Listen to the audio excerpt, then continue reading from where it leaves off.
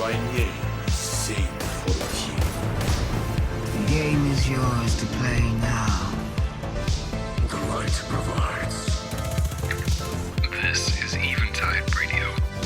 Hello and welcome back to Eventide Radio. This is a fan-made Destiny podcast where we have roundtable discussions about a variety of different topics concerning the popular video game franchise. At its core, this show is about having in-depth discussions about the game from a variety of different perspectives. I'm your host, Scotty, and with me is co-host Rob, and today we are talking about the Lightfall campaign. It has been 1 week, I think precisely 1 week since Lightfall was released. So we've had, Rob, I assume you've had some time to digest it. I personally just finished it today, but this is very fresh in my mind. So I've got a lot of thoughts to talk about. Before we get into this, of course, I got to preface with the very obvious spoiler warning ahead for just the main story campaign. We won't get into anything else because I'm not past anything else. The Legendary campaign, I just finished it. I was up till 2 a.m. last night working on the final mission. I played it Legendary solo, and the Callus fight kicked my ass, especially the second phase. And just earlier today, I went back to it after I went to bed last night and knocked it out first try like a couple hours ago. So it is incredibly fresh in my mind. Rob, when did you finish? Did you just knock this out on the first day? Yeah, I definitely try-harded it. Full disclosure, I snuck out of work like an hour early so that I could like dive into it. Super excited. Played for a little bit, and then I had to be responsible and like have dinner with my wife and do grown-up things. And then it was like as soon as like the pets were fed, I told my wife, I was like, I'll see you in the morning. And then kind of whisked away to my office so I could play and finish the campaign. But I did finish it that night, and Callus did kick my ass a lot. I think I had 29 deaths. Yeah. Oh my gosh. Some of those I don't think are my fault, and we'll get into that definitely. Oh, tell me about it. Yeah. Yeah. But I finished it the first night, and I think I probably went to bed at I finished the campaign, talked to all the characters, got my 1570 gear, or 1670. What? No, 1770. Yeah. It's it's a little ridiculous. The number is sort of like arbitrary at this point. Absolutely. And then I went to bed, and then I was like, I'll play in the morning, or I'll play the next day. So yeah, I knocked it out the first night, but definitely like powered through. I tried to do the same thing for Witch Queen and ran into a wall because we were 3-manning it, and I guess we'll kind of talk about the difficulty spike, but I found it way less fun to 3-man it, and so I went in this year being like, I'm going to solo Legendary all the way through, because I found it as a whole easier than last year doing it on Legendary, but it's funny because the general consensus is that this year the Legendary campaign was like way harder, but we'll talk about that later. So I kind of was like, I'm going to play it solo, because my clanmates, like, they were all kind of doing it in groups. And I was like, nope, I'm just going to be a hermit and do this all by myself, and then I'll, kind of emerge from the chrysalis a changed person, so to speak. Yeah, something like that. So I guess we start at the beginning, right? Yes. My first impression of the first mission, I remember playing it, and they throw you right into it. Like, as far as like story goes, it kicks off and you're in the middle of a dogfight. The opening cutscene is very cool, with Amanda Holiday and the spaceships and Traveler shooting a laser beam and stuff like that. And then Osiris is like, let's go headlong to Neomuna because they found the Veil or something. And so you're jumping around a Cabal warship and you take it down single-handedly, which is pretty cool. And there are a couple cool like I always talk about like the wow moments in Destiny. Like there's one where you cross from like one ship to another, I think. Yep. And you see Callus's flagship, like it's like 2/3 into the mission or something, and you've spent like a while taking down this just singular normal Cabal ship, and then you step outside and you see Callus's flagship, and it's just like massive, and he's like taunting you, and it's super cool. I don't hate the first mission. I think it's cool. They introduce you to the Tormentor, which was a cool introduction. I will get into that, but I actually really like the Tormentors as an enemy unit. I think they're very cool. Um, and narratively, I think it's a cool setup. You know, like War on Two Fronts, the beginning of the one on Neomuna. They throw you right into it. I don't think it's as cool as the Witch Queen one, though. I thought the Witch Queen one was cooler. But what did you think? Yeah, so yeah, I agree that like the first mission of Witch Queen, it just throws you right in. You're kind of in the middle of just this fight. You're not really sure what's going on. It sets the stage, I think, effectively. Um, I like the spacewalk part as well, where you're kind of jumping on the asteroids, and then Callus' ship kind of flies underneath, and it gives some kind of like scale. His flagship, it gives some scale and weight to everything, and I like that. I'm sure there's someone somewhere that's angry that it feels kind of like the Presage mission, because it's like it's a Cabal ship, so the aesthetics and kind of the layout, and you're going through the vents, uh, should kind of feel the same. It But feels similar, yeah, totally. yeah, but I thought that was cool. I thought it was kind of a neat setup where it felt familiar in a way that it's like, okay, I've done this before, kind of in like a like I feel confident infiltrating a Cabal ship, and down the threats that lie inside. So I thought that was kind of cool. I think it was definitely kind of a good setup to like you said, kind of those hero moments, or those exciting wow moments. Like definitely the first mission stuck out to me as like excellent. And I did go back and for the pinnacle part of the grind. There is the weekly mission that you have to get like a certain score. So I went back and played, because this last week it was the first mission. So I went back and played it again on like legend difficulty, and it definitely was kind of it was fun to replay that mission, because there's like, you have to shoot down like the drive core, and then you shoot down the two engines, and it's kind of just like a cool like classic, like, oh, you got to stop the thing and self-destruct sequence has to start. And I think it's great. It's Yeah. it's a cool mission, and it sets things up for being like exciting action. And Yeah. you do get a little taste of the Tormentor. And Pretty cool introduction. yeah. You mind if we talk about the Tormentors right now? I feel like No, now's a it's good good. time. So my personal opinion, I think they're awesome. I feel like I almost like them more than the Hive Guardians. Every Yes. time, I mean, they said this in the marketing, and they were genuinely not lying when they said every time a Tormentor shows up in game, it's like a big deal. Like they are like little mini bosses, and they are a huge threat, especially in the Legendary campaign. Yes.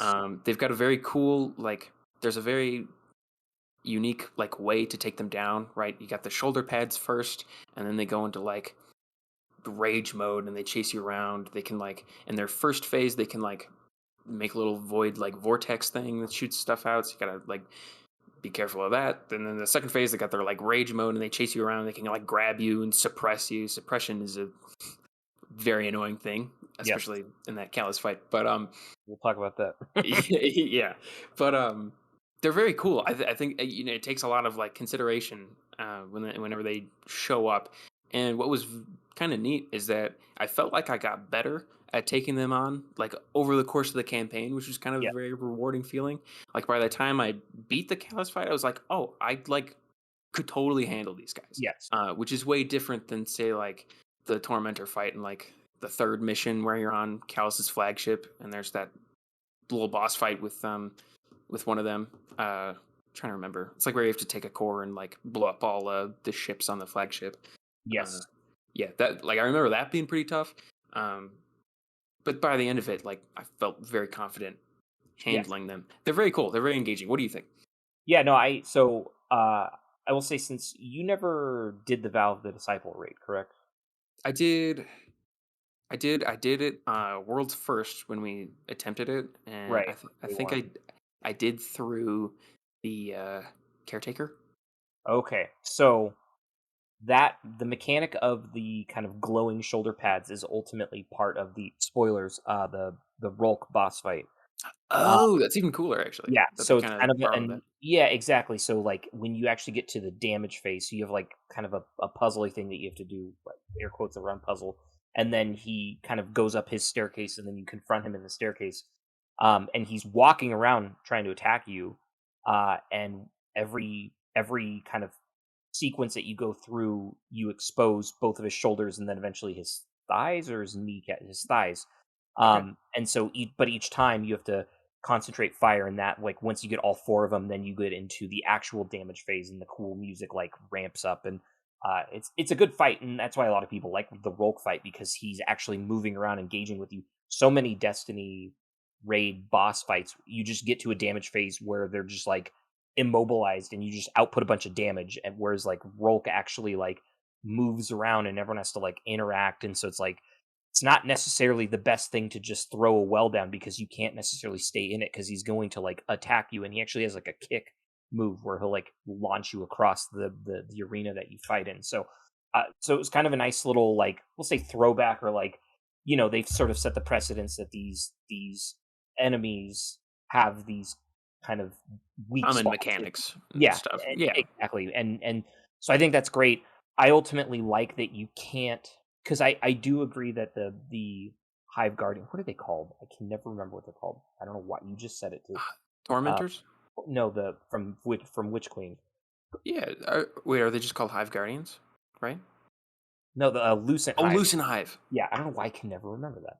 I think you just said it too, but though most of the time the trick is just to output a bunch of damage on him, and then like you can finish them and take them And out. kill them. Yeah, These I found it was harder to brute force because definitely. I sort of assumed that you could do like once I figured okay, you shoot the two shoulders and then they've got kind of the weak spot on their chest, which the way they kind of like Hulk. I kept calling them like mini Hulks or whatever, just because like they're awesome. Mm-hmm. Yeah, I love when they kind of go into the berserk mode and they have kind of like a different.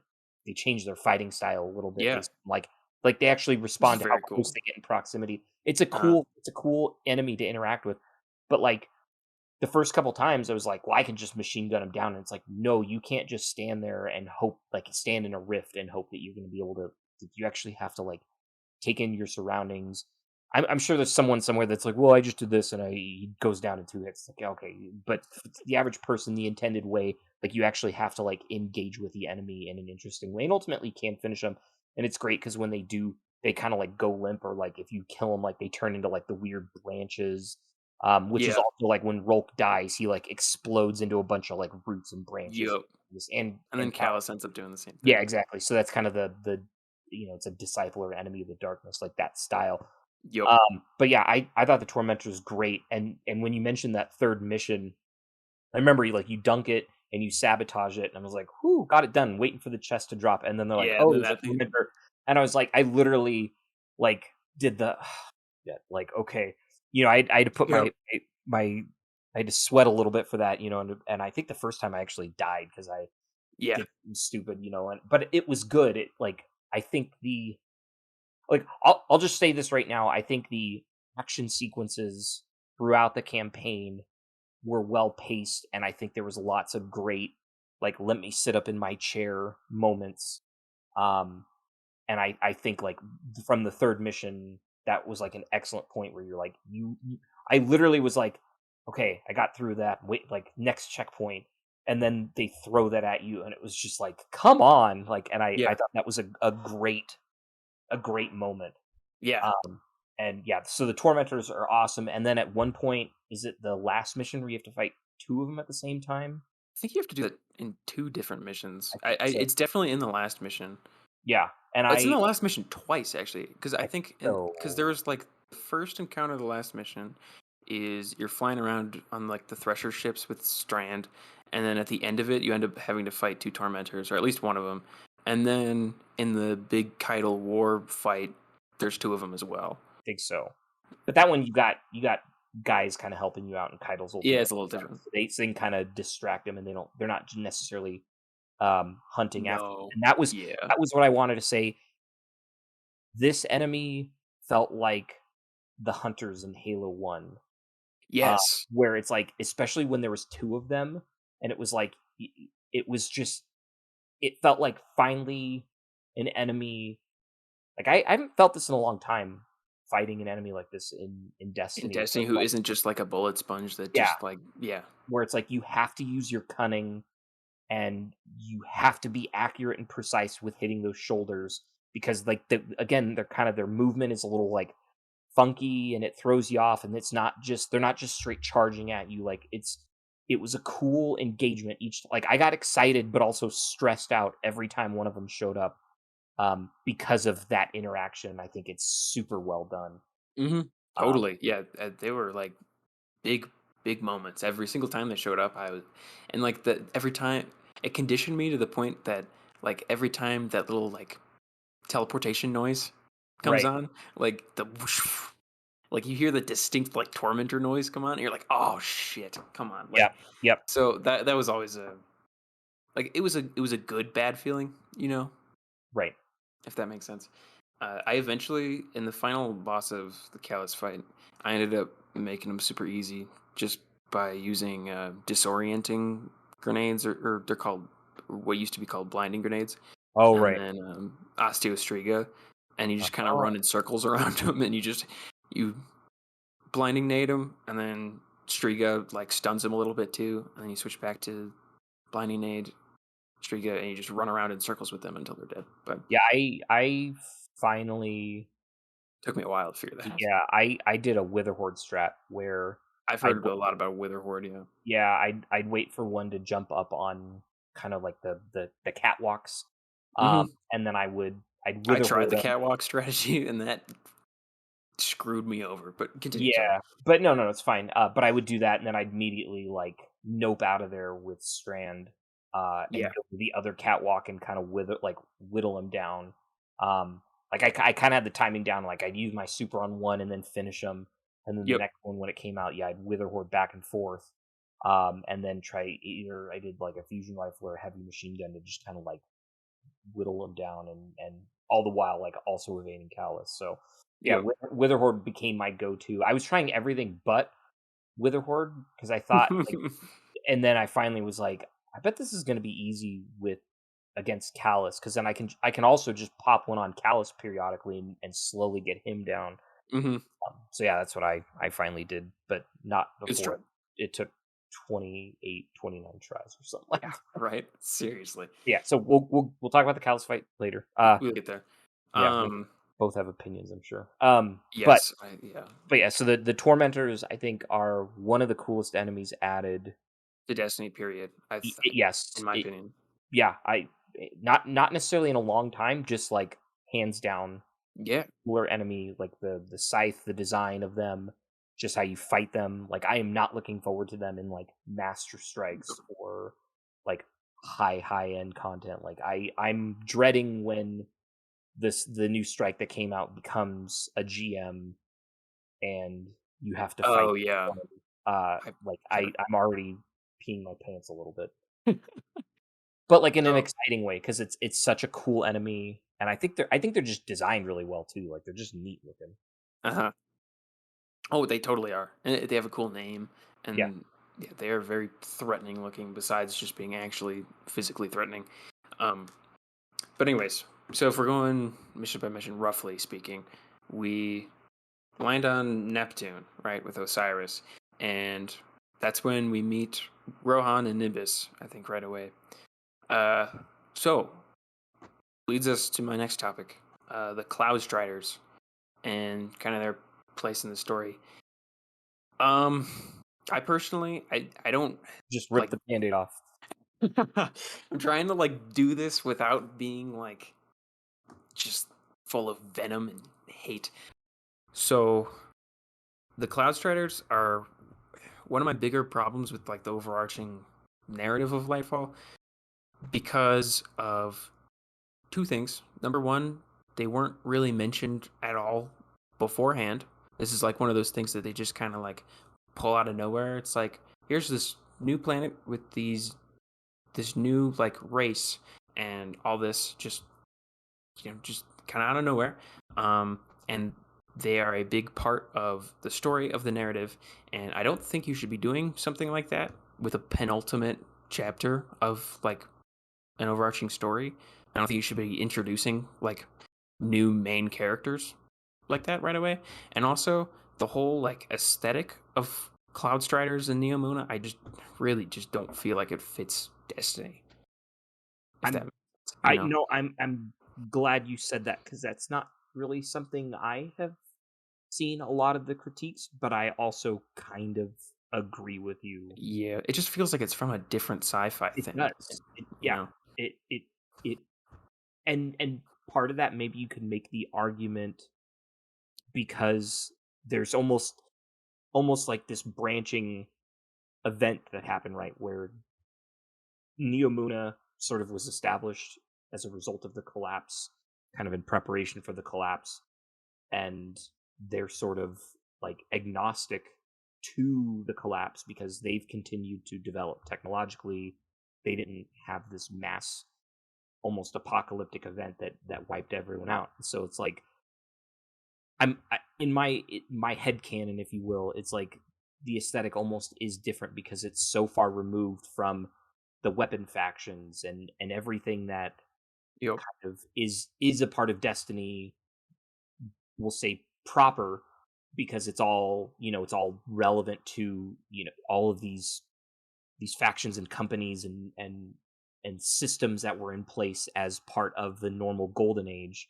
And then here's this group that has it's almost like the Galapagos turtles, where it's like they're on a different island even though it's on the other side. Yeah. They've evolved independently of each other, and that's why there's sort of this independent aesthetic. But I still agree with you fundamentally that there's parts of it that are jarring and that still just don't quite feel right. But Yep. I wonder, and this is me, like, I don't know, maybe I'm trying to like I'm being a Destiny apologist right now, or a Lightfall apologist, but like something does feel off. But I don't Yep. know if that was like intentional. And it might be. But even if it was intentional, I personally don't like the move to do that. I guess Fair. it would be better if it was earlier on in Destiny's story, but this is Yeah. like the end. And like Nimbus and Rohan have quite a bit of screen time, and Nimbus and Rohan should not have more like screen time than Kyle in this chapter. You know what I mean? Like in the it doesn't fit the aesthetic. Another problem I have is like Neomuna and the fact that everyone is living virtually in the Cloud Arc Yes. feels like an excuse to make Neomuna feel as dead as possible so they don't have to program NPCs. Like, I don't know. It makes Neomuna feel very empty, Yes. that whole idea. No, And and the fact that we only know 2 Cloud Striders, or Neomuni in general, is Right. very odd. So I agree with you that. So going back to your first complaint, this is going to be a lot of. I get the feeling we're going to have a lot of similar opinions about things. Mhm. I agree that it was. I'm going to use the word inappropriate a lot. I think Okay. it was inappropriate to introduce characters, like you said, in the penultimate. Like, this is supposed to be the beginning of the end, and you're introducing a character that's involvement in the campaign is pretty heavy. Definitely. And you could make an argument about like Finch's introduction, but I And then think, I'll make a counter argument. Can I make a quick counter yeah, no, argument for please Finch? do. I welcome that. With Finch, similar character, similar complaint. I get that, but even with Finch, at least it's connected to like Savathun in a way. Yes. But yes, Finch does have way too much screen time. Anyways, continue. But Finch, I mean, you see Finch is in one, not even a cutscene, right? It's at the end of the mission, but then Finch is just voice dialogue while you're True. going through some of the missions that are True. kind of Good point. and I would say I'm actually trying to defend Finch a little bit, where it's like it felt more in service to the story because it's sort of your inside connection to the things, and I didn't find anything that Finch said to be like inappropriate. Again, I'm gonna keep using that term because it's the only way I can kind of put down in words how I feel about kind of some of the tone of the campaign and things like that. Sure. But it just, yeah, it felt weird to bring in these characters just out of left field, and then have them be so heavily involved with the campaign and also kind of the implications of how you're supposed to feel about said characters, like you've known them for a long time. But Are you referring to Rohan specifically? yeah, and we'll get to that too. It's really funny. Well, not funny. About 2 weeks before Lightfall came out, someone's like, I swear to God, if they make Rohan and Nimbus be sort of this, we'll also use this term, buddy cop kind of Yeah. character dynamic, and then Yeah. Rohan like sacrifices himself in the middle of the campaign. Like, I swear to God, I'm gonna leave. And I read that and I was like, shit, they're gonna do that. And Sure enough. and they did. And I have to say this because this kind of goes along with my thesis with the clouds. So part of the marketing for like Lightfall is they said it was going to be kind of this 80s action Very Blade Runner. yeah, and I was hoping more for like a Blade Runner kind of tone, but what we got was like a Lethal Weapon kind of 80s action movie. Sure. And I think when you put that in the middle of what is supposed to be the most important like event in, like, this is the start of the second collapse, or what we're maybe perceiving to be the second collapse. So when you there's a word you used last time we recorded that was so perfect for this, but like when you cross integrate this 80s buddy cop over the tone of an apocalyptic thing, Mm-hmm. that is where I think the term inappropriate is because it is so inappropriate to have like the opening cutscene, which I think is fantastic, where you have like, it's finally like the first time that our character and a bunch of other characters have laid eyes on the witness, and he literally, whatever the witness is, it literally like slices a guardian and the ghost into pieces, which I also have a problem with that, which I'll talk about in a second. Okay. Like, you have that as your opening cutscene where it's like this is the end, you know, like this is the most intense thing in Destiny we've ever seen, right? We've seen very powerful forces, but probably nothing in the magnitude of this. And then you go through this pretty intense like action sequence, which is the first mission, and you get on Neomuna and you're immediately introduced to, again, I'll call it the buddy cop dynamic. Yeah. It's so jarring. And then to have the Lightfall campaign sort of have that as kind of the main tone, and then it's not until you get to the very end that it jumps back to this like, oh, remember that thing was going on? It's too much of like a hard jolt to do that, like in it with what's going on right now and how we're supposed to be feeling, to have the buddy cop thing just, it hurts. Yeah, I'm with you. It doesn't, like you said, it doesn't mesh and it doesn't really make sense. And they build this as you know, one of the last chapters here in the whole quote unquote light and dark saga, and it feels very random, for lack of a better word. Yes. I just, again, it's not like inherently, I don't like hate Rohan or Nimbus like inherently as characters. I just feel like I would have warmed up to them and their dynamic more if this was just in a different context. Like if it was like, 5 expansions ago. Right. It feels weird. It does. Like to have Nimbus have more dialogue than Keitel, when Keitel was like the daughter of the main villain. Right. And that's a character that's been previously established. Right. And built upon for the last 2 years or whenever she was introduced. Yeah. It's weird. And then, go ahead. No, keep going. I was just gonna say, like, and then we don't really get anyone else besides Osiris and Keitel in terms of like character that we like know and care about. So it's, I don't know. it feels like so far removed from like the overarching conflict that's Yes. happening on Neptune, which is very weird. Not really what I expected. Well, yes, it also, with the events that happen in the campaign, it feels like it should have been built. So I agree. Like they ultimately, yeah, they should have been introduced years ago if they're going to be like interesting characters.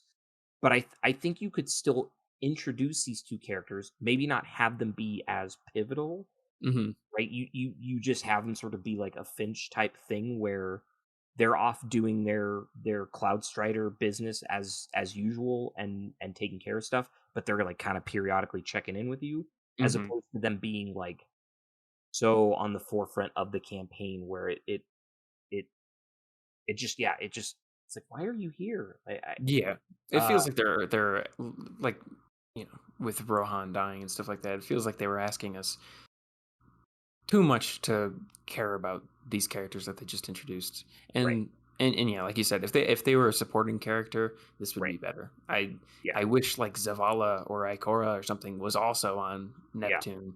I mean, right. that's another thing I was thinking about from like a logical, like military strategical perspective. Why exactly? I mean, if the Veil is so freaking important, why is it just us and Osiris on Neptune and everybody else is back home? Yeah, Like, and we don't even know what's happening back home besides, oh, Amanda Holiday got captured or something. right. Well, and that's something. So I've been scouring Reddit a lot because, so I'll say when I finished the campaign, I sort of had this like feeling of, did I did I miss a cutscene, or did I accidentally skip a dialogue thing that Hmm. like when you go talk to Nimbus and they tell you, oh well, go do this, and then now you can start this mission or whatever. Like, did I accidentally skip through one of those and not listen to it because I felt like there was critical information that I should have been let in on by the time you finish that campaign, because it just, and we'll get into the left, it created more questions than it answered and things like that. We'll talk about that shortly. But I kind of was like, this is a weird feeling, and I had that sort of same, like, and ultimately, so I started going on Reddit and was like, no, I most of the community kind of feels the same way too. And someone brought up, and I can't credit these people. I feel bad. I didn't, like, these are just kind of thoughts that I read in comments. The game did not do a great job of giving a sense of passage of time. Like, did all of this happen in like an afternoon? Were you on Luna for like weeks or months, or were you there for like 4 hours? Yeah. And because there's no cutscene that I'm aware of that gives any kind of sense of passage of time, um, in any like meaningful way. And so Hmm. I agree. And then it's also kind of weird because, like, at any point, and this is where it's like you kind of make the arguments like, well, the way Destiny's set up, there's always going to be kind of this immersion breaking thing where it's like you could just go back to the tower at any time during the campaign, and then Yeah. like Zavala and everyone's just kind of there hanging out, and it's like, shouldn't you be like, hey, by the way, I found Neptune, Yeah. why don't you come with me? Osiris is okay, by the way. He's just chilling with this giant humanoid cyborg guy. Like, it just it again, that idea of like, yeah, why isn't anyone else here supporting? And this is kind of one of the comments that I read that has been repeated a lot is, so the let me take a step back. So the general kind of interpretation of everything is, originally Lightfall was supposed to be the final like expansion, but then they, like 2 years ago, they're like, no, we need another year. Yeah, I heard about that. And so, but what feels weird is you can take the first cutscene and the last cutscene and basically slam them together, and almost all of the events of Lightfall don't really have any weight on it. Even to the point where like the Helm Shroud like covers over them, and then at the end cutscene it opens back up, and it's like, was that closed for like hours or days, or did it close for 5 minutes? like it just it's got this weird, like you took that cutscene, what and there's a lot of like theories and spinful hats that basically that cutscene was supposed to be the opening cutscene for the final shape, and then they just injected the Lightfall campaign in the middle of the cutscene. Like Interesting. that's the and The I don't theory. I don't necessarily know if I believe that to a certain degree, but that's kind of the running theory because it's like I said, people have already like spliced them together, and it almost like works as one cohesive just thing, and Yeah. that Lightfall almost doesn't even need to exist because it's just like, oh, Callus found the veil, and And then then we killed. open this portal, or whatever it is, which again we'll talk about the veil later, but That's another thing. Yeah. yeah, and so that's kind of the running theory. It's also been kind of confirmed, and we'll talk about Strand a little bit more as well. But Mhm. that Strand ultimately was supposed to launch with the Witch Queen, Oh, okay. because like there's like the debuff when you're doing the final mission called Strand Cutter or Thread Cutter, and the psychokinetic energy that you're using to discover like that, those kind of elements should have made more sense for you as like a tool to find and discover Strand, like sort of laden all over Savathun's like throne world. Yeah. Instead of deep sight, it would have been strand. Is that what you Or like no, basically you're using deep sight to to find discover. it? Yeah, Gotcha. like that's kind of the other, because there's just kind of like, if you go back and watch some of the cutscenes and some of the dialogue from Witch Queen, just the way that some of the terminology and vernacular that they use almost seems like they were alluding to Strand, and but I think Bungie made the right choice, to focus on Light 3.0 last year. Yes. And so ultimately I'm not upset that Strand got delayed a year. But it does kind of beg the question of like, would the story have made way more sense, or would Witch Queen have had kind of a different interpretation if Strand was like integrated as part of the campaign, or Mhm. would it have been perceived differently, or like, just like how would it have all fit together if all of like the strands have happened a year ago, and then I don't know. It's just, again, these are all just kind of theories floating around Reddit and things like that. So take it with a grain of salt, obviously. But it is interesting to read all of that stuff and just sort of go, okay, I can kind of see that. Sure. I get that. How do you feel about Strand's portrayal in Lightfall versus Stasis in Beyond Light? Yes. So I think that so two kind of other sticking points with the campaign is I was kind of bummed out that one whole mission was devoted to um stopping the Vex from like hacking into the, what is it called, the Arc thing, Cloud Arc? Cloud Arc. And really that could have been like a season later on this year, where it's like it's kind of a bummer that a whole, we only got 8 missions, and that one of those missions was completely devoted to what could have almost been like a seasonal activity where you have the Vex trying to like hack into the network, almost like a Season of the Splicer Part 2. Yep. And so that was kind of weird. But then I think Strand being as prevalent as it was, and I think it was handled better in Beyond Light, You think where so? I because you get little hints of it once in a while, like at the beginning, and then you're kind of learning about Strand, but then ultimately it's side quests after you complete the campaign, as opposed to this, where I think too much of the campaign was Focused focused on? on just understanding Strand. And I think, again, sort of with what's going on,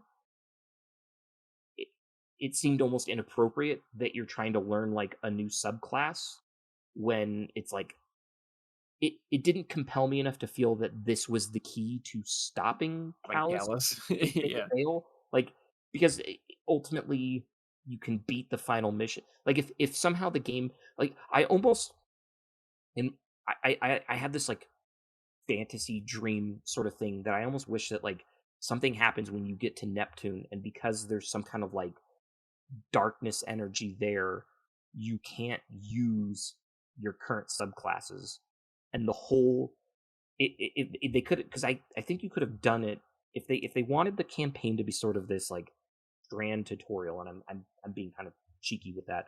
Sure. Like, if they wanted the campaign to be more about using Strand as ultimately like this is how you defeat Callus, and it's critical to that, then I almost wish it was like almost like the vanilla D2 campaign where it's like you lose your light, and the only way you can survive on Neomuna at the beginning is if you like have to learn Strand, and I wish they almost like drip fed you the abilities and fragments and aspects as you're going through the campaign. Like, maybe at the beginning, it's almost like vanilla D1 when you make a new character. It's like that first mission, you only get the grenade unlocked.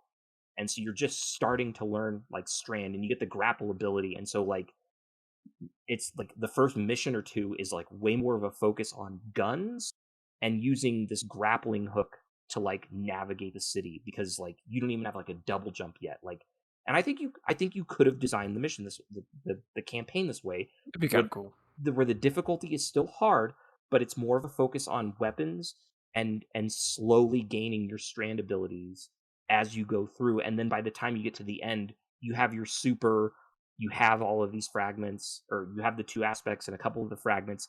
And then ultimately that's when you're ready to fight Callus. And he's like totally blown away that you've learned this ability while you've spent your time on Neomuna trying to like push back his forces. Maybe even have it where it's like you get onto his pyramid ship is where you learn your super ability, and that like blows his mind, because it's like, this is my ship, where'd you even learn to do this? Like, I think you could have done it that way, and as opposed to just like you have these story beats in there where you just find a Strand, and then you get all the abilities, and they have like quick cooldowns, and you just spam a bunch of stuff, and then you go back to losing it, and you're like exhausted, and it just like that. Like, again, I'm not the developer, I'm not the one who made it, but it's like if I wanted Strand to be so integral to the campaign, I think it should have been more like, and then it's like when you finally defeat Callus, like the veil oppression has been lifted, and then you get all your light abilities back, and everything's good. Like, almost like forcing you while you're on Neomuna the first time to work through Strand and get all of these.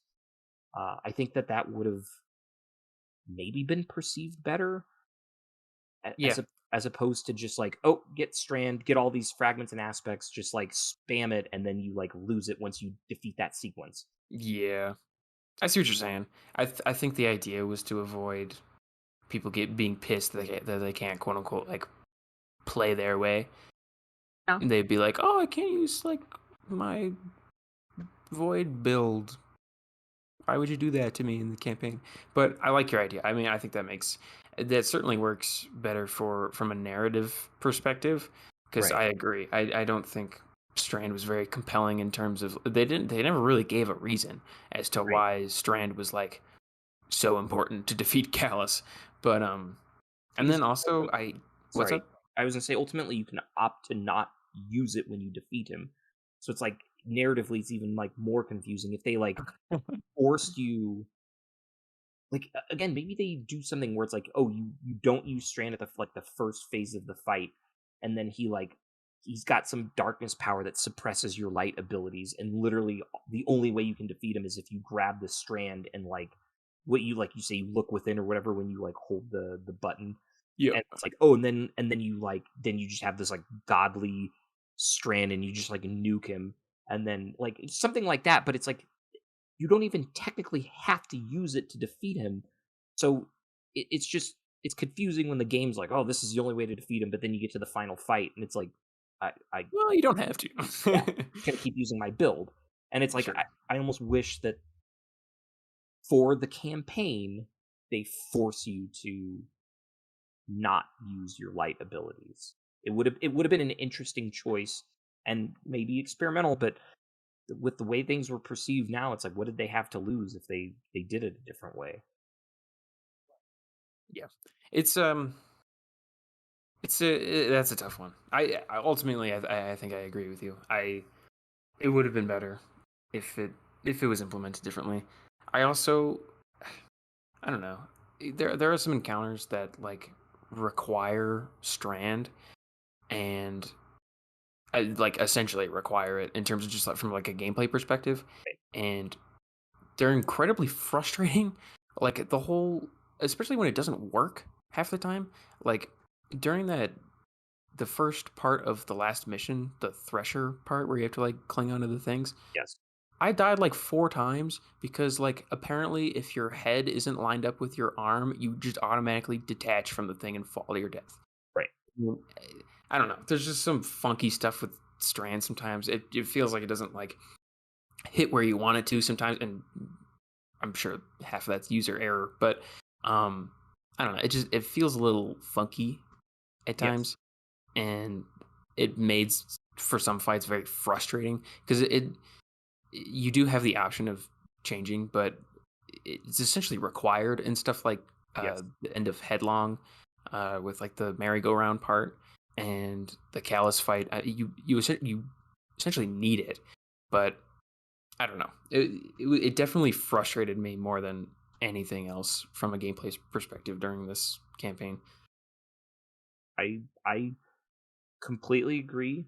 And I know what sequence you're talking about where you have like it's kind of like these high buildings that you have to use your I keep calling it the grappling hook.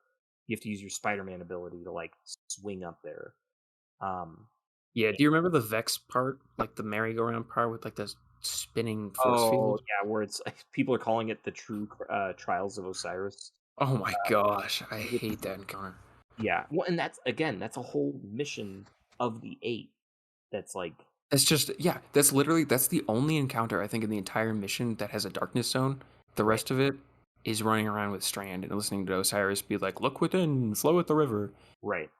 Yeah, And then the end is the worst encounter in the whole campaign. Anyways, no, I mean, it's hate just that mission. no, I agree, and that's kind of the we got 8 missions to tell this story, and one of them was I'll say wasted on a strand tutorial, and then another one was the stop the Vex from hacking into the servers, and it's like that's a quarter of the campaign right there for stuff that felt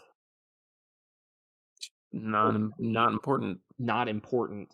And again, this is the penultimate, like this is one of the most important times in the whole series, and kind of This is the time we're spending. yeah, exactly. Yeah, It felt inappropriate. definitely. Good word use again. uh it To compare it to like Witch Queen, also, like I kept thinking back to Witch Queen. I'm like, what was Witch Queen like? What were the missions like?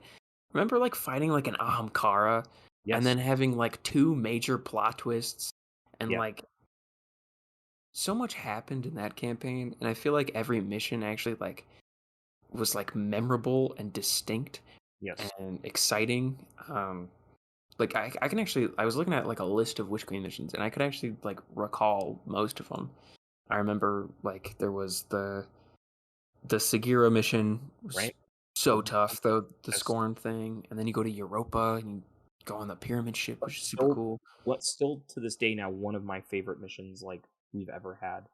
It's such a cool, good use of a different place, and we finally got to go to the pyramid that's on Europa, So cool. and it's so good because there's that great with like uh I'm blanking on her name where she's like talking to you while the pyramid's like shifting around, and Eris, right? I think Eris, Eris was part of it. yeah, and it's like, and I like Ikor is troubled by this. We don't really know like why the pyramid's responding to you, and there's that cool like line where it's like it's sharpening you like a blade, and Mm. just like it's just so cool. And then So yeah, cool. yeah, And because like there was the mystery part was so good, and then I could write a whole like essay about how good the major plot twist was with Savathun and Traveler resurrecting her, and just how perfect that was from Yes. like a thematic standpoint, from like a just like a plot standpoint. Like, oh my gosh, I didn't see that coming. Right.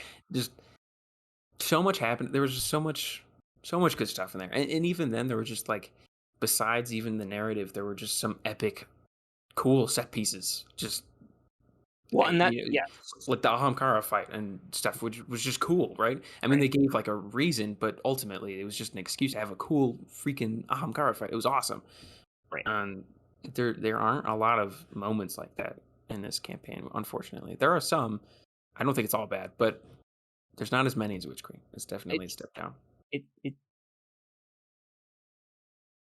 besides the tormentors, it was a lot of like Colossus fights, Yes, because a lot of Colossus. that's what the Cabal are, and um Incendiors. Ooh. yeah, exactly, and getting booped off stages, Ooh, lots of that, and that's a dropship yeah. killing you. Yeah. That is definitely an amazing quality of life where now you actually have like a red circle where they're gonna. But no, the just the aesthetic changes in Witch Queen, where it's like you start off on Mars and you go Mhm. to the ship, and you just kind of barely go to the ship, right? And then yeah, you go to Europa, and then you go down into the Sathona temple, which I equate that, like, it feels like you're in hell.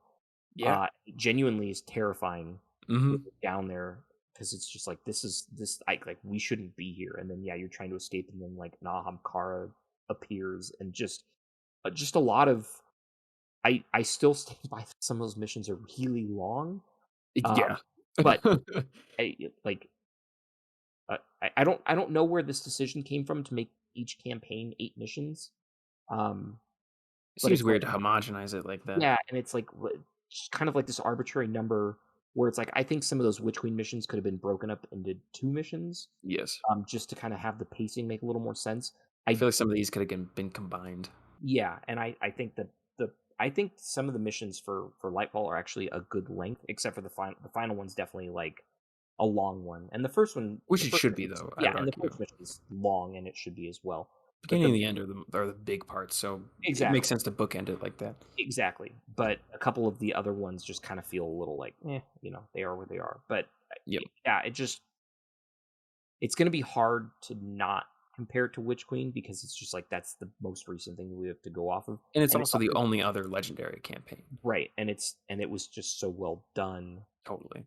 Um, and yeah, it just, they did some clever tricks with having a few different boss styles, where they had the Lucent Hive quite a bit, but Which they was also, very cool.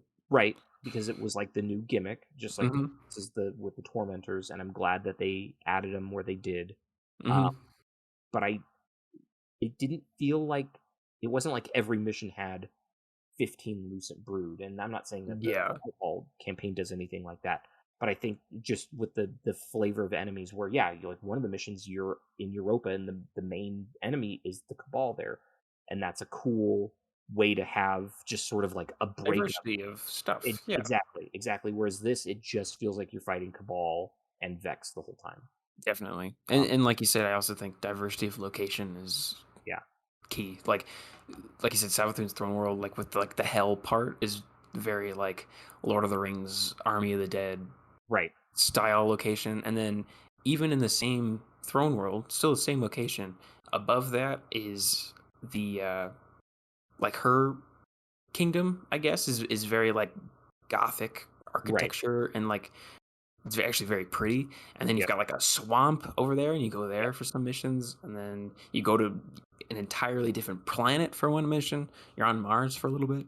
yeah, Um, it, I was hoping there would be like a mission in Lightfall where we went to a different planet. I feel like the only 2 locations in Lightfall are you're either in Neomuna or you're on Cal's ship for like a mission, right, and then that's pretty much it, right, which kind of sucks yeah. in terms of diversity of location. But Yeah, I was secretly hoping they would find a way to have you go to the moon, or the EDZ or something to have like a mission to just kind of break up, but like everything kind of takes place either in the orbit of Europa or of Neptune or on the surface of Neptune. And I guess it kind of makes sense because it is sort of this It's focused on Neptune, I guess.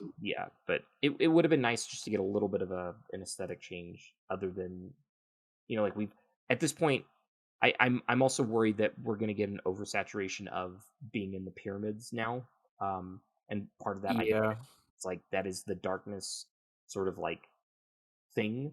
But I hope that it's not every time now we have something like that it takes place in a pyramid, because the pyramid tech aesthetic gets a little like just kind of dark and dreary. And one of the things that drew me to this franchise originally is just like how beautiful and diverse like the planets are. Like when you look at like D1, when you go from like Earth and the Cosmodrome and it's like green and there's snow on the ground, and then you go to the moon, and it's it's kind of this like old base, and then you go to Venus and it's this like jungle planet, and then you go to Mars and it's like this desert, and each one is like a different color, and it's so cool. And D2 did the same thing, going from the EDZ to Titan, to Nessus. Like they nailed an Io, like they nailed the color aesthetic so well.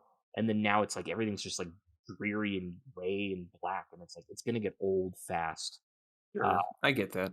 I will say that I really liked Callus's flagship personally, like because it took the pyramid aesthetic, and then it took the Leviathan aesthetic, and it kind of merged the two, and those are like two of my favorites, and I thought it was very cool looking. But I totally see what you're saying, especially if this raid is also gonna be set in a pyramid, right? That's a lot of pyramids, right? Especially with another 2 years to go. I think that it is supposed to take place like like the opening cutscene, right? The Traveler has like a weapon, the laser beam thing, which is awesome because it destroys, but it also created life, right? Like trees and plants and stuff was like out, which makes sense because, right, like when it first came to Mars, right, it like terraformed. So it kind of makes sense that one of its like powers or abilities, right? This is the first time we've ever seen the Traveler, like, besides when it do anything, besides when it woke up during the vanilla D2 campaign, right, where it like took off the weird shackle thing that was on it, and basically like vaporize Gaul.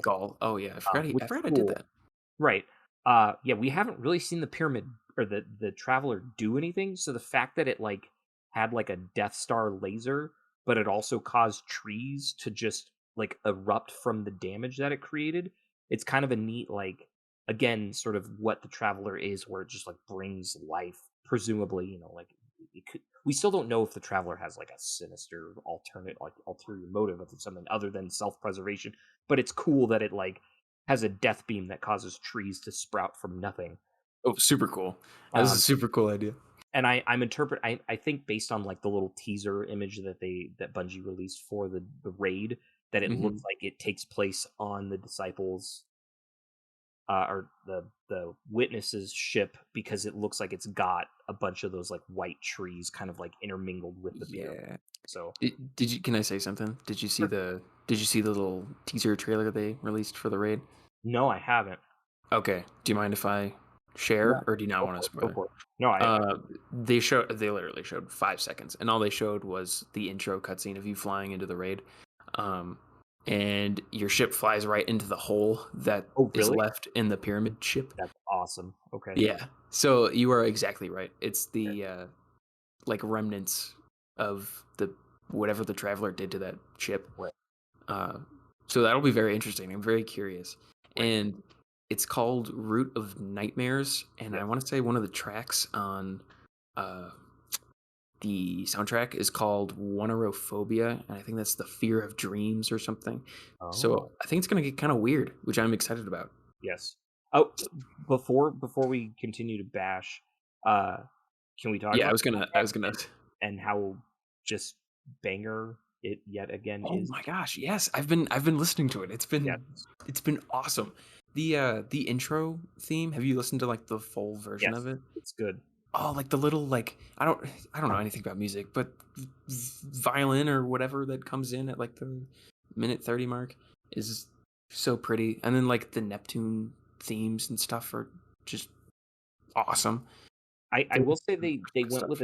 went with a choice to repeat that verse a lot Yeah, throughout they a did. lot of the tracks, which is it's good though because I think I don't I've never really formally studied music theory or anything like that, but it's kind of nice to have like that recurring and Destiny's always done that, right? Like there's a couple of main themes that like will iterate on itself and you'll kind of know when you get to like action set pieces. And that's one of the coolest parts about the Rolk fight is when you actually get to the damage phase of Rolk after you bust all of his shoulders and thighs, you get a cool remix of kind of the main Destiny theme, and it's supposed to be very like, yeah, you're damaging this disciple, and it's like light against dark, and it's awesome, and like you feel super heroic. So it's like, and they do that right. They'll take that same kind of theme for Lightfall, and they'll like speed it up, or they'll change the pacing of it so that it kind of like matches with what's going on. So I think it's like it repeats a lot, but I think it was a conscientious choice, and I think it was a good choice because I think it works ultimately with kind of like the story beats that they're trying to tell. So I think it was I think it was intentional. Like I don't think Michael Salvatore and all those guys are like out of ideas. That's definitely not what it is. I think it was a way to have kind of a so you know you're in that Lightfall tone and setting and things like that. And Definitely.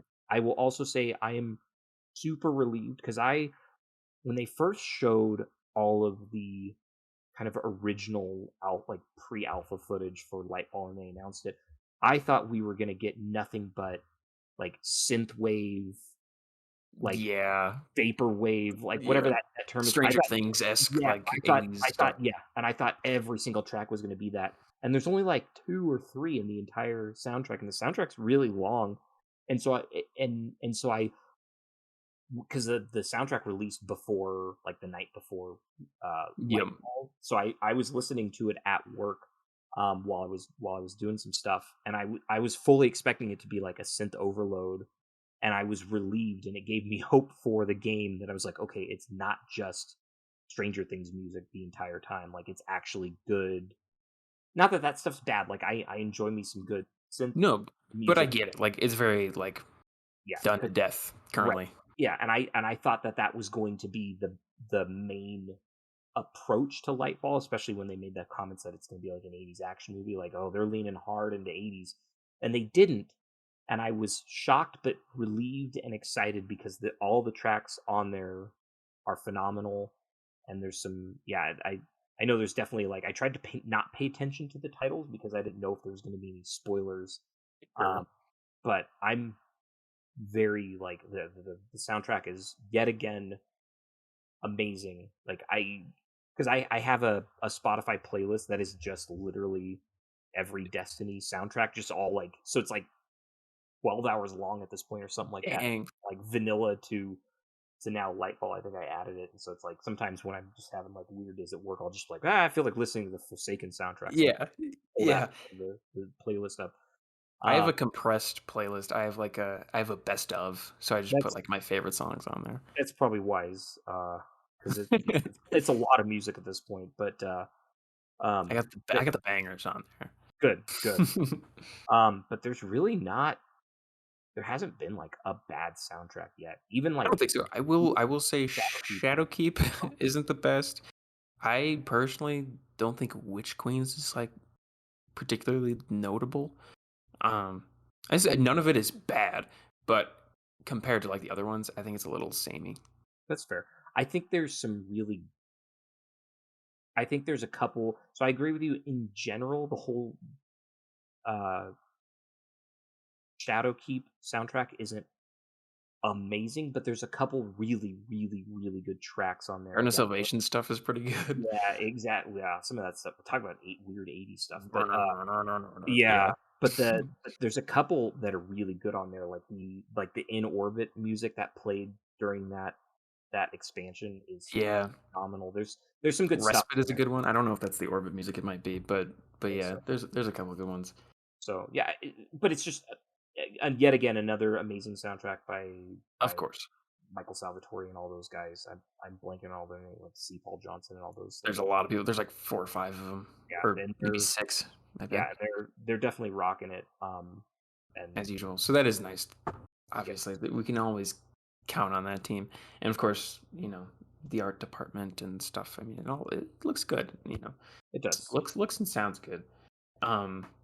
Keeping on a positive track. Now that we just like ripped the thing to shreds for a while.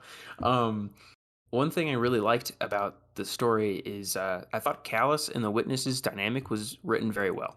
Personally, yeah. I thought that was very good. I saw some people complain about Callus, and I respectfully disagree. I think he's fantastic in this. I love that he emerges from his weird like chamber and Mhm. immediately grabs a chalice Oh yeah, and and is like, then "Let's drink." And it's like, dude, read the room. Like you've been given a power that we don't know. Probably not many entities have been given, and you immediately and your body almost died from excess and opulence and drinking, and the first thing you want to do is start grab some wine. and it was like that I did chuckle when he's like, "Oh, let's have a drink," and he looks at the 2 tormentors that are like in his throne room, or Yeah, without mouths.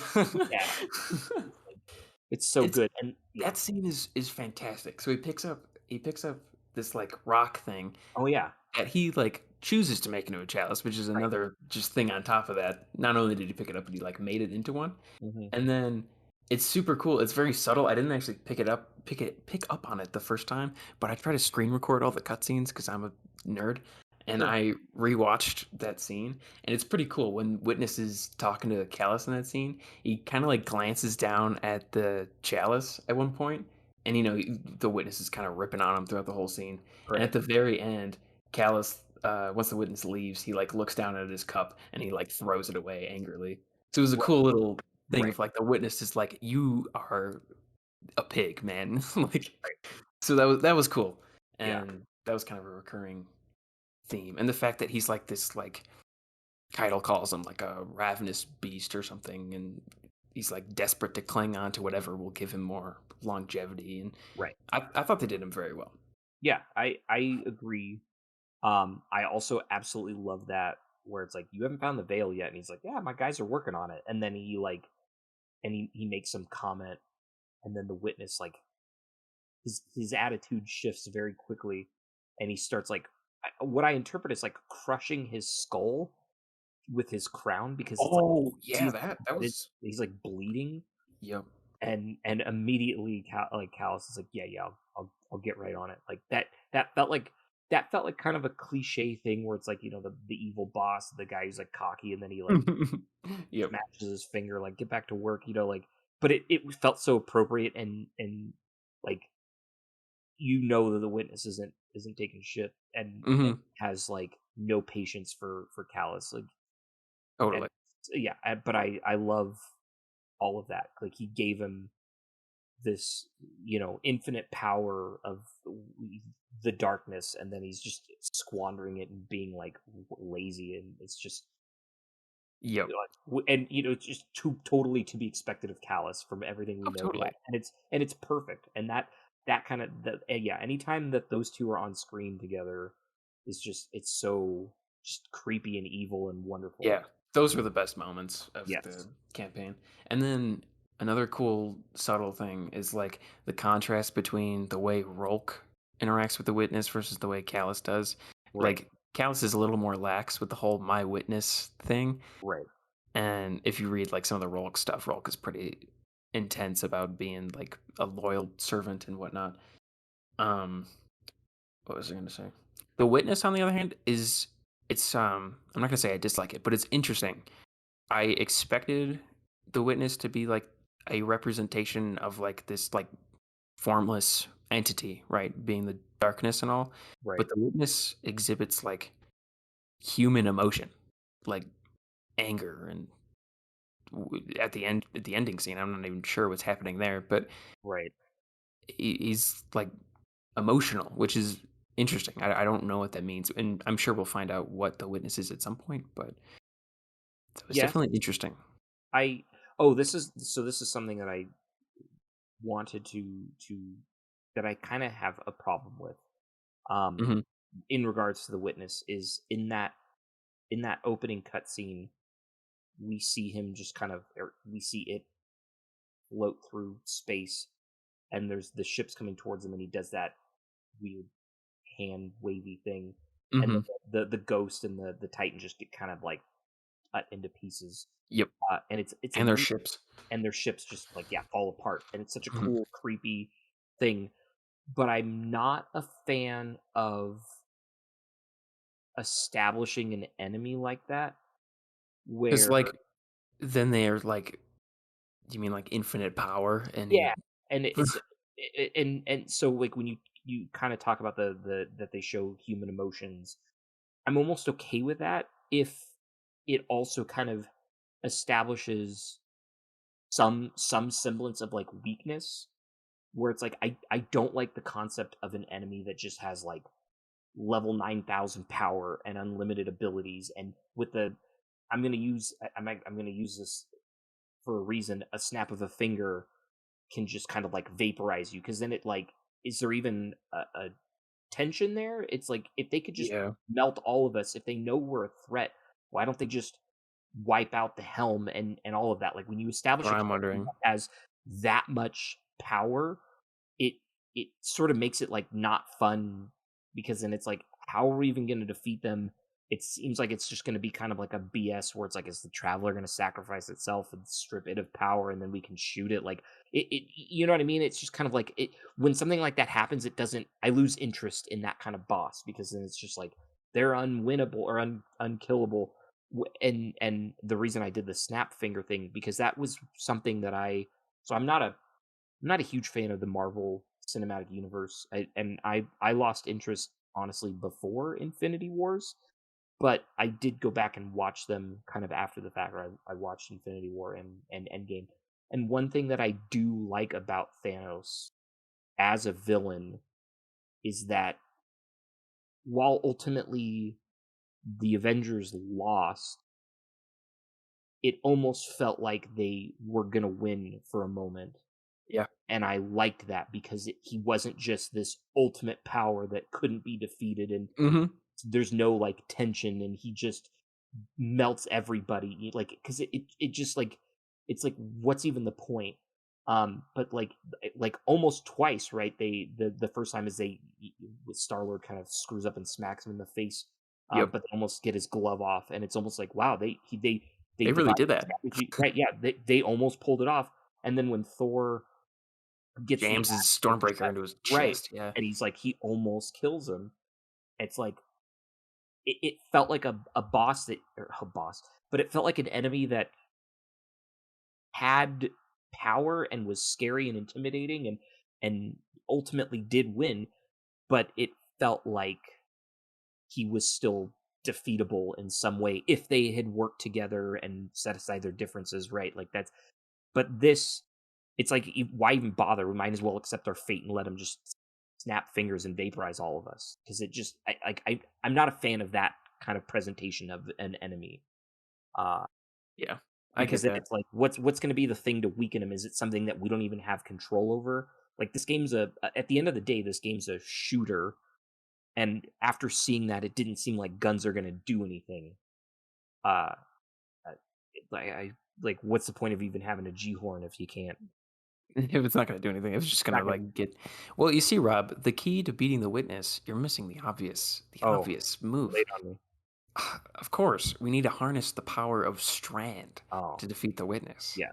Is that what it was? I missed that part of it, apparently. I'm kidding. You But gotta yeah, flow like the river, Rob. but I do agree with you that it was kind of weird that they showed almost human emotions, like impatience and frustration with Callus. Um, Hmm. but and and that kind of was also to that kind of contrast, where it's like, if he is this entity that's just capable of unlimited power, where he, we have these, a guardian doesn't even stand a chance, just he can look at you wrong and you're vaporized, then to immediately get annoyed and irritated, and try to torture someone by crushing their face. Yeah, It is a it little. was, It's it a. was It, surprising yeah, I agree. because he's not it's not a human. It's like it is a like an entity. I don't know. We'll find out. Yeah, But will we? Or at when we this point, final I shape don't our know, Rob. I don't know anymore. you get new characters that. Yeah. Next, we'll go to Saturn, and we'll meet new people, the Saturnites.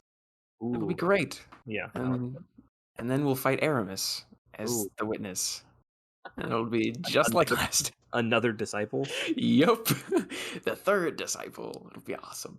Well, because But they'll need another year to get another expansion out. And that's when they'll finally get to the. It'll be the final shape part 1 and then the final shape part chapter 2. So yeah, okay, enough with the smarts.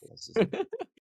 Um, It doesn't sound like the witness. Speaking of the witness and like the ending scene, uh, I'm very interested as to like what is happening here because it doesn't sound like the witness like hates the traveler at all and like has like a weird level of sympathy for it according to the dialogue when it was like what did it say? It was something along the lines of like you've like suffered the most, like the universe makes us like the dealers of hardship and also the victims of it or something like that, and he's like you've suffered the most, and then it opens a portal into its soul. I don't know, yeah, but that was interesting. yes. So I guess maybe we'll just use this time to kind of talk about the elephant in the room. Sorry. No. I might as well. It's a good transition. Is so the kind of the primary point of the campaign, and it's funny because we talked about it and theorized about it on our last podcast. Is what is the veil, and why should we care?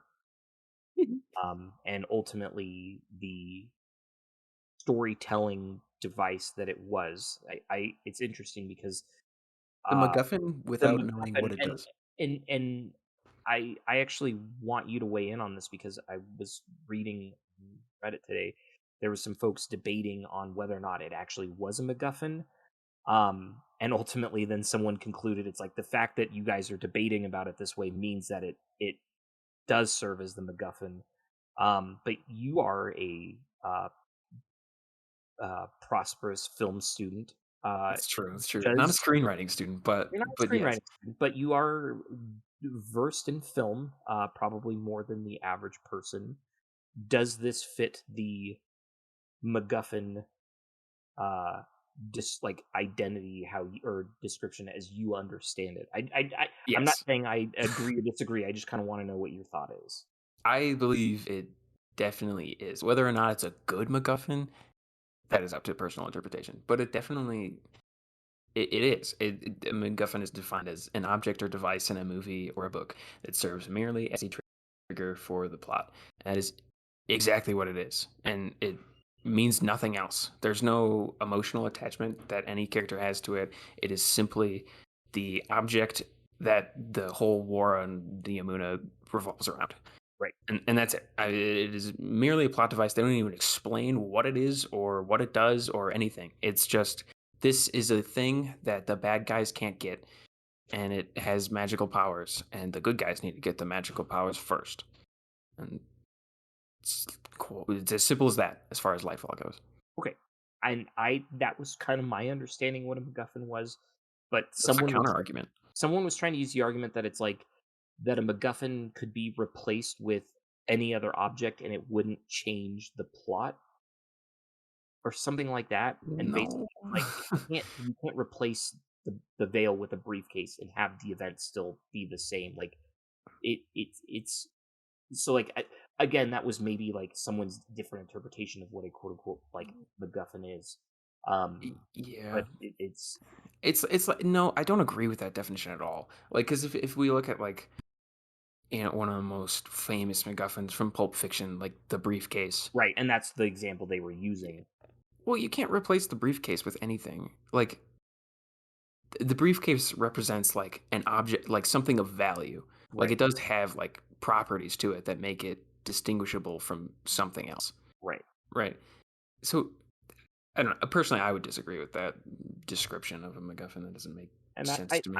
I might be, kind of paraphrasing and misrepresenting what was said, but ultimately the conclusion from this random argument was that the fact that it was sort of nebulous and ambiguous on what it was makes it even more so a MacGuffin than Yes, like what the I would original say so. person's argument was, which is kind of funny. Like it kind of came full circle back to no, definitely a MacGuffin because of this. So Sure. yeah, so obviously the big thing is, at the end of the season, there's that discussion with, Rasputin gave one little like final message to us and says you got to go to Neptune to find the veil, something that was related to the light. And I kept making jokes that it's like, oh, it's the lady statue covered in a veil. That's what the veil is. Mhm. How wrong I was when you get there and it's this cool like tie dye Yeah. lava lamp disc thing, and It's it another space anus, just like Forsaken. It's a running gag here. yeah, they definitely have like an Oedipus complex. Uh, uh, but it was a cool like because you get in that I do really like that because you finally gain access to what is effectively what's the company, Facility that's like the Ishtar Academy, collective. the collective, yeah. And it's the front doors to it are very much like the vault in the vault mission on Venus, which I just played Mm-hmm. a couple weeks ago, which I thought was great because again it's like these That's the facilities Star Collective. yeah, the Ishtar Collective, they would use the same contractor and all of their vaults and doors would be designed the same way. So I thought it was kind of a cool thing where it's like, hey, I've seen this before, but it's like in a completely different context. And you go down, but it just keeps going down and descending and descending and descending. And you finally get into this like weird observation room that's all these glass floors. And you go and you're like, what is this? It's like a weird lava lamp jellyfish base anus, whatever you want to call it, and it's so cool. It is cool. And I was like excited because I like again when I was playing the campaign, like your character talks about the veil, Osiris talks about the veil, everyone talks about the veil like they know what it is, except for that we don't know what it is. And Yeah. while I was playing it, I genuinely thought I had accidentally skipped a cutscene or a dialogue with Nimbus where that critical piece of information was included, and I Yeah. just like I genuinely like when I finished the campaign, I was like, did I miss something? Like what was the radial mast and what was I thought I missed a lore piece or something. I've yeah, been out of the loop. I was like, oh, I didn't read the random book from this right, season. I'm like, oh no. right. And so like all of that happens and then I know we don't normally talk about content creators, but Bife comes out with a video and he's like, yeah, you're not crazy. I don't know what the veil is either. And it was like, well, that's a relief, but now I'm kind of pissed because Sort of, yeah. now I don't know what it is and I don't know what the radial mast is. But there was a Reddit post where someone I've been on Reddit a lot because it was just like I felt confused. And someone kind of is like, I think I understand what it is now. And again, I'm gonna kind of botch it, but it's almost like it's like a almost like a communication like transporter something, and that's how because the Neomunians were using it to power their arc reactor thing. It's I think the biggest problem is like what you said. It's the fact that all the characters talk about it like they know what it Yeah, is the biggest problem, and we as the audience have no idea what's happening. And it's not like dramatic irony or anything like that, because we as the audience are the only people that don't know what's happening. And then apparently all the characters do? Question mark? Maybe. right. I So it was weird. the basics. So this is a Reddit post from 5 days ago by Tunneling Geek. I just want to give credit. As pointed out by someone else, the veil is a consciousness transporter. This becomes obvious from the Ishtar surgery devices before the final boss encounter. The Neomuni use it to digitize their minds and upload them into the Cloud Arc. Hence, the veil works somewhat like the Didac composer in Halo 4, if you play that. And as described by someone else, the radial mass connects the metaphysical radial to the physical, the tangential world. It's required as to establish a link between the metaphysical forces within the physical world as seen in the final cutscene. As we found out, our ghost also works very well for that, since it's also a physical avatar for the metaphysical. So how do you interpret all this? They said they're on their second playthrough of the campaign, and they're paying a little bit more attention to the details. Our ghost directly refers to the manifestations of Strand energy to the Veil of Neomuna. We encounter this force here for the first time. Osiris calls Strand a paracausal superposition, an amalgamation of multiple paracausal forces. He then goes on to talk about the light as a paracausal force of the physical and the darkness as one of the metaphysical world. This somehow fits. A power rooted in darkness.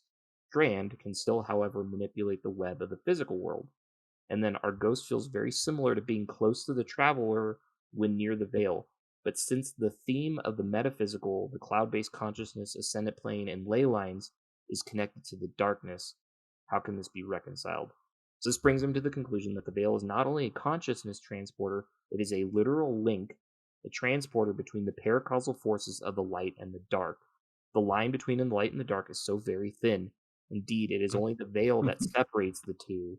Once the veil between the light and the dark is lifted, the two forces are leveled to the same playing field. Okay, that's pretty good, actually. I'm very impressed. Kind of makes sense, but it sucks that it took the Reddit community to kind of piece that together. But I think I could, yeah. I could hear an argument in support of writing it that way, like writing it ambiguously. You know, it was definitely an intentional decision to be like, let's make this an ambiguous thing. Let's not explain anything about it. That was a conscious, creative decision that they made. Right. I don't think that was we forgot to make this cutscene. Yeah. Like it, but it at the same time, the general consensus from the community is this is not where you introduce new stuff. And one of the common complaints that or things that people are comparing it to is the vanilla D1 campaign, which I don't agree with. No. I don't either. What is the argument comparing the two?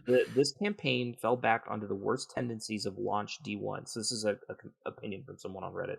Okay.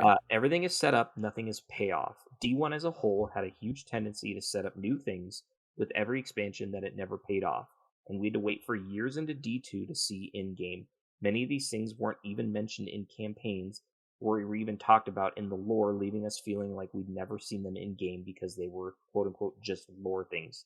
These things included Quira, Savathun, Xivu-Ra, the main branches of the Cabal Empire, Osiris, Shin Malphur, the Dredgen Society, and on and on.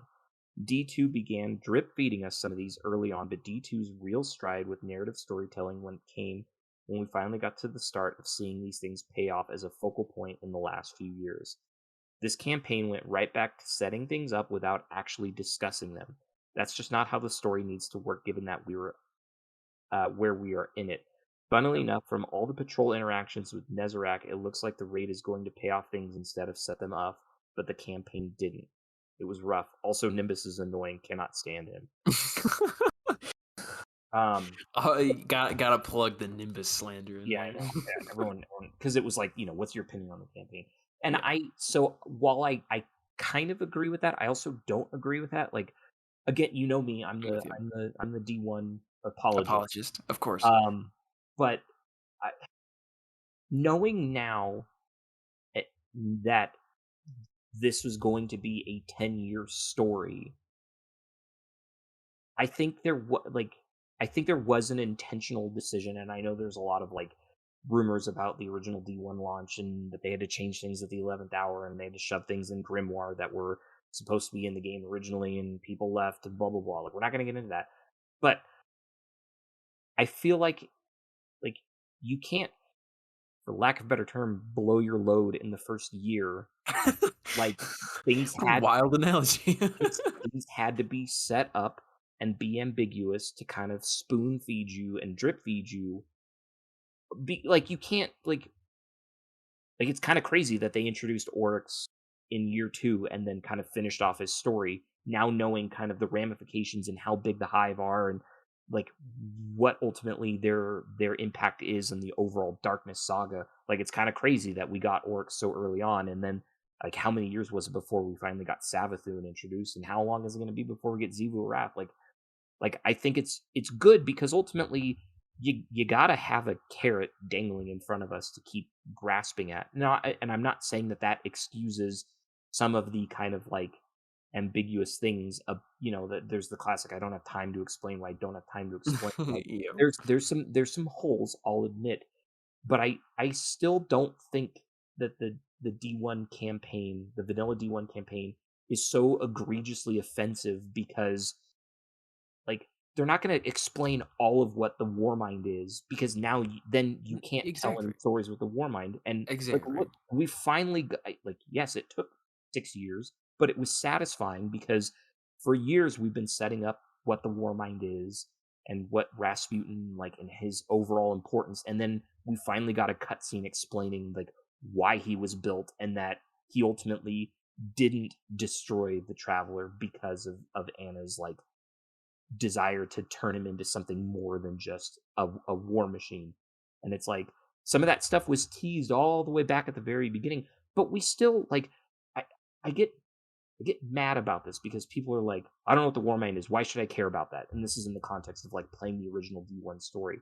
But it's like, you're told, the Ghost tells you that the Warminds were built to be this advanced AI technology that was gonna defend humanity. Like, I don't like, yes, they could go into more detail, but you get an explanation for at least what it is and what its function is. Like, I don't know why that's not a sufficient answer to at least start things off, because again, they were pretty clear from the beginning that they were going to tell this 10-year story, and yes, more things could have been explained, but I think it's okay that they left some stuff kind of a mystery, because now we're finally getting these answers and these aha moments, and it's like, but like to not eat, like, I don't think anything in the D1 story went as far as like, here's a MacGuffin, but we're not even going to tell you what the MacGuffin does. They at least explain what the Black Heart is, and that it's this like evil root at the center of the Black Garden that the Vex worship, and that you need to destroy it. Like,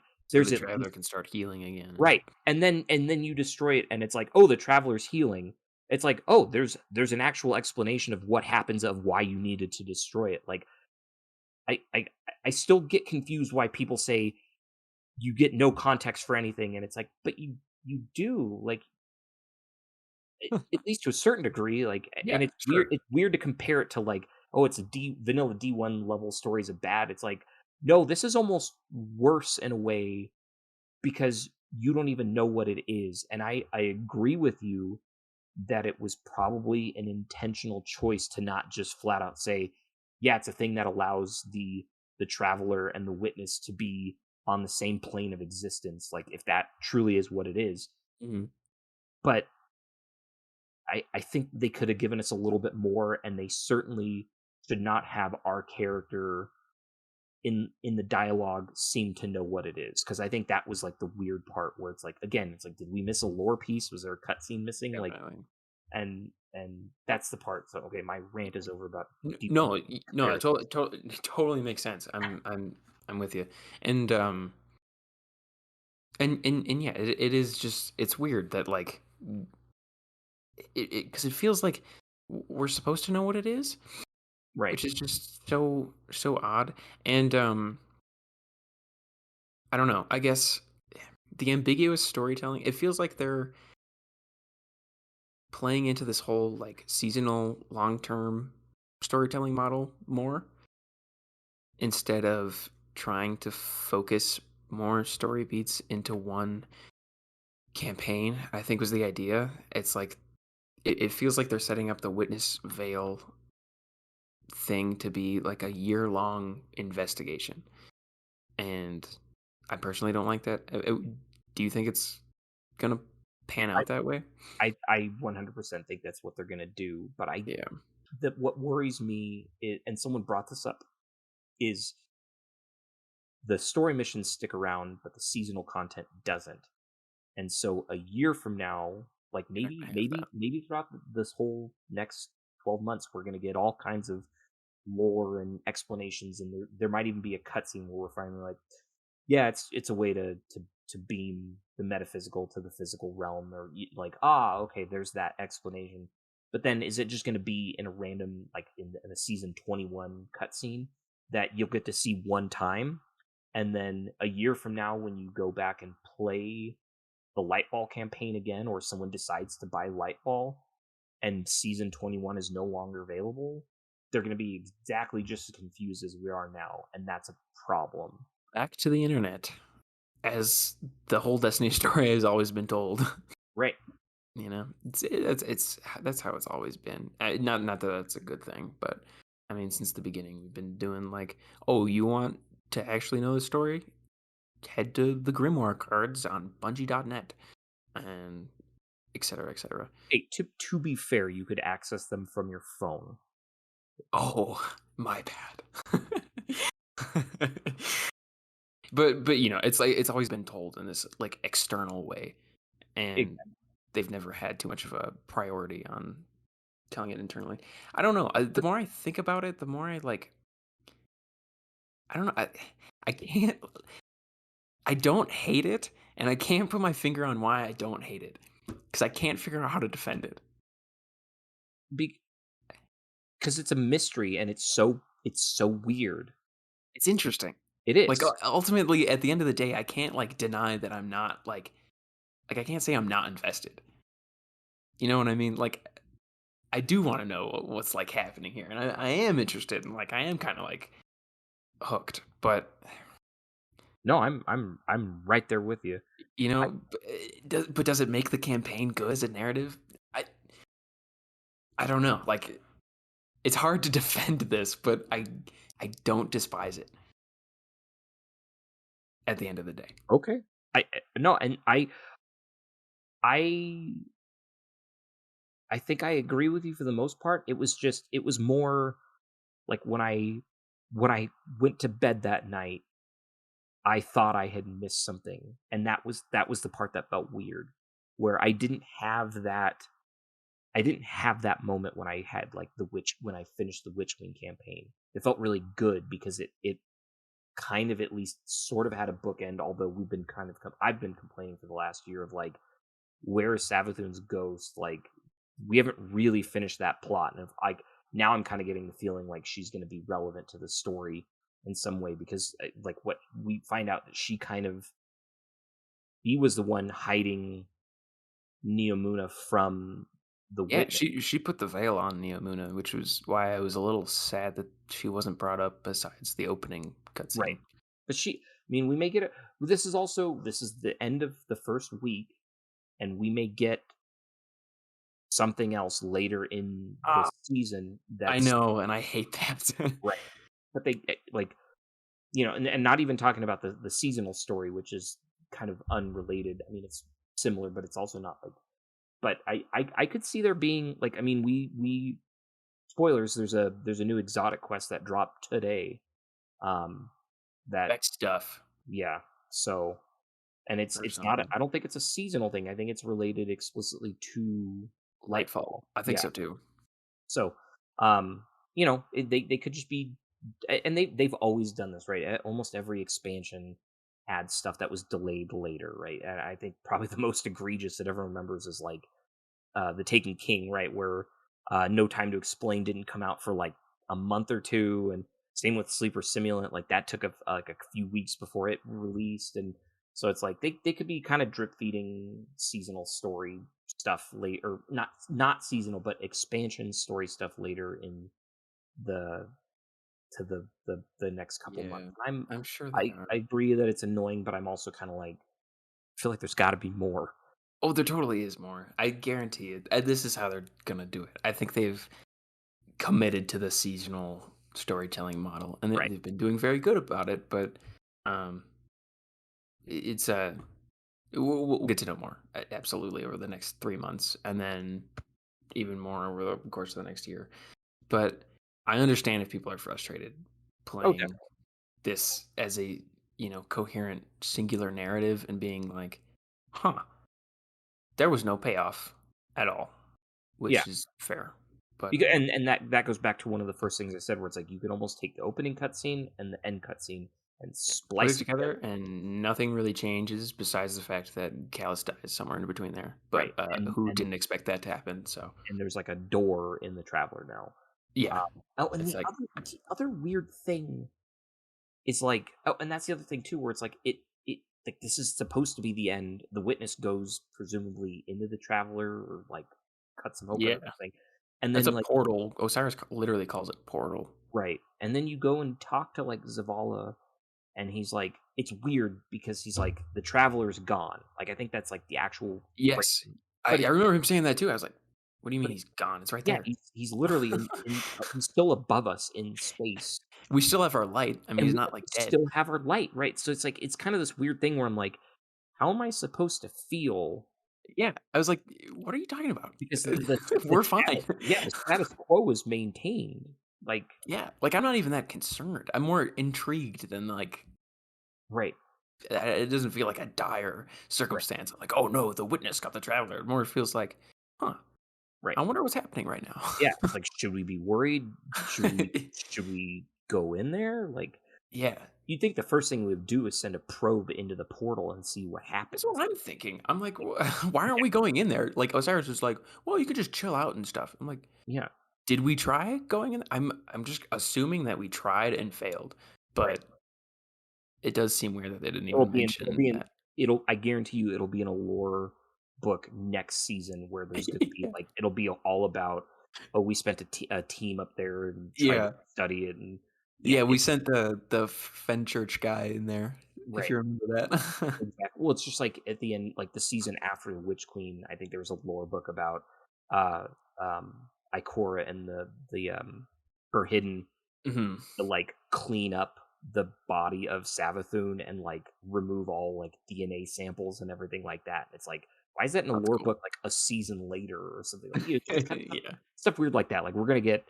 what are the ramifications of this door or portal opening up in the Traveler? And Yeah, yeah, we sent a probe in there, and so then it got vaporized. Like we'll get all that kind of totally. stuff. Someone But it tried putting their ghost in there. yeah, but it just that's the kind of stuff that felt weird, where it's like you end the campaign and it's like this is the beginning of the end, but it's like, but we killed Callus, and like I guess we failed at stopping the veil. I don't know what the veil is, but I still have my light, Yeah. and I got some cool guns out of it, and I'm stronger because I got a I higher feel good, power level. guys. Yeah, I don't know about you, but I feel great. Like I Look at all this green stuff I could, like, throw at people exactly. now. Yeah, It's exactly. awesome. I got my little buddies that I can cast. Like it's just it's weird, and I think it's kind of the inherent problem of a like a game like this, where it's like always you're always kind of playing, and it's not like a linear campaign where it's like you go through it and then you get end credits and the And then game's you're over. done. It's Right, like like there's still stuff to bookend. do. The Yeah, exactly. story's over. Right, and that's just always going to kind of be the case of the narrative story part with respect to the also like, well, you're also in this active world that's always alive, and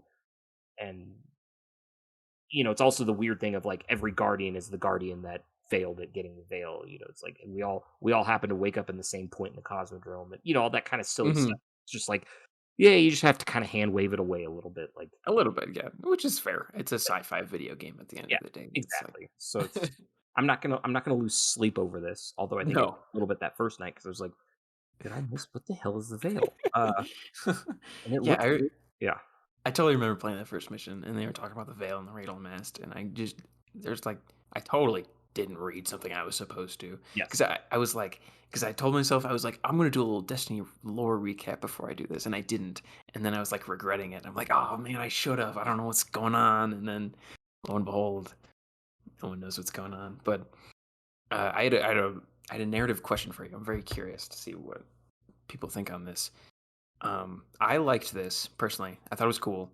But how do you feel about in the final or second to last cutscene or whatever, when Ghost gets possessed by the witness and is floating up to the veil, Right.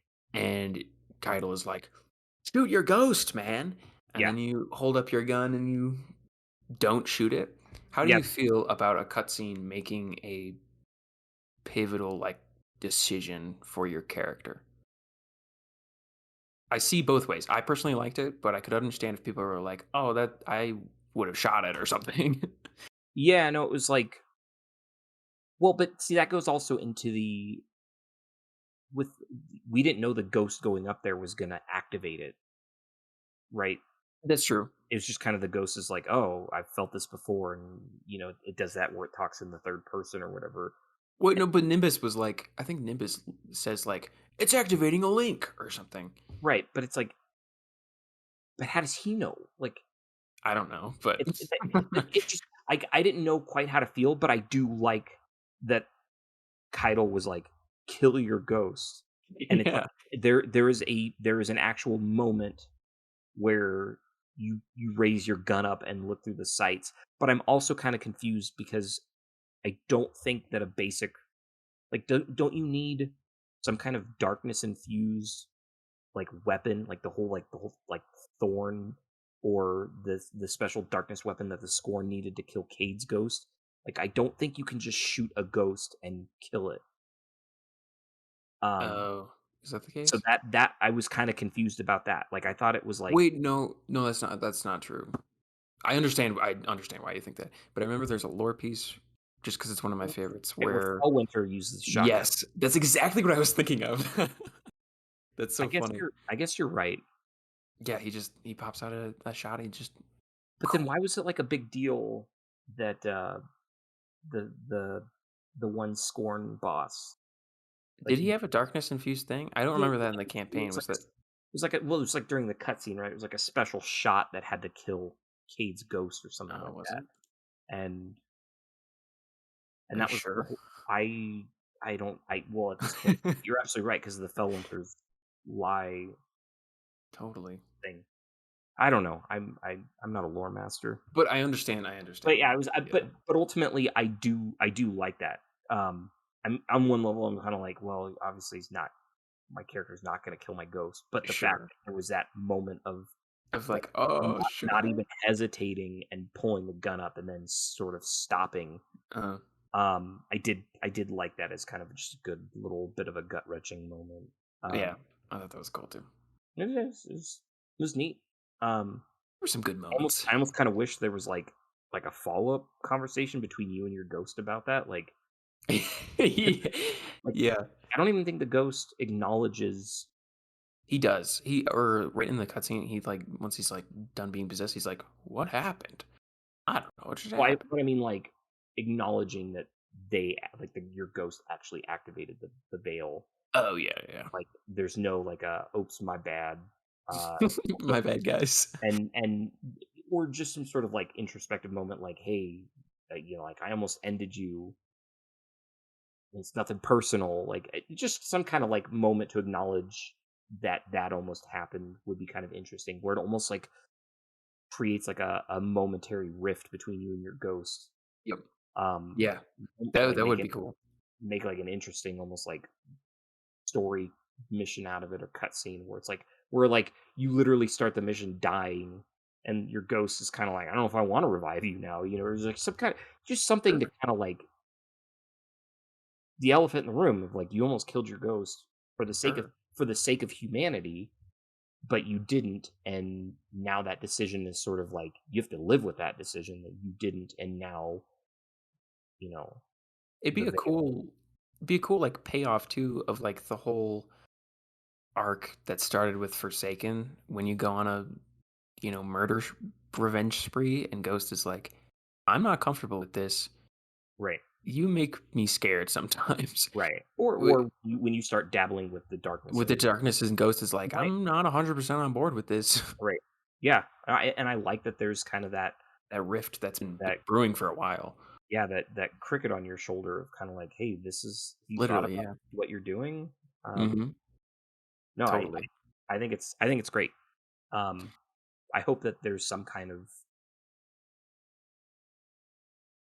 this is where it's like I wish that you could like choose your ghost's voice So it like everyone kind of felt like they had a little bit of a different experience because it's just like, everyone literally watches the same cutscene and Listens to hears Nolan the North. Yeah, here's the same Nolan North voice. And nothing against Nolan North, I think he's a great actor, but it's just kind of like, totally. it's just kind of a little bit like everyone just hears the exact same thing and goes through the exact same experience, which I guess is good. It kind of homogenizes the game, right? Like the one time that they tried to make hey, you can actually make a conscious decision or choice in the game, and then they didn't stick with it, right? Where you could like choose to side with the drifter or not, Oh yeah, that's right. and then like he called you snitch if you didn't side with him, and then they got rid of it because people were like bothered by it. It's like, who cares? It's just We're bothered by it. Oh, I didn't even hear about that.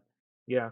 And it's just like it was a neat idea of like introducing choice into Totally. an RPG type game.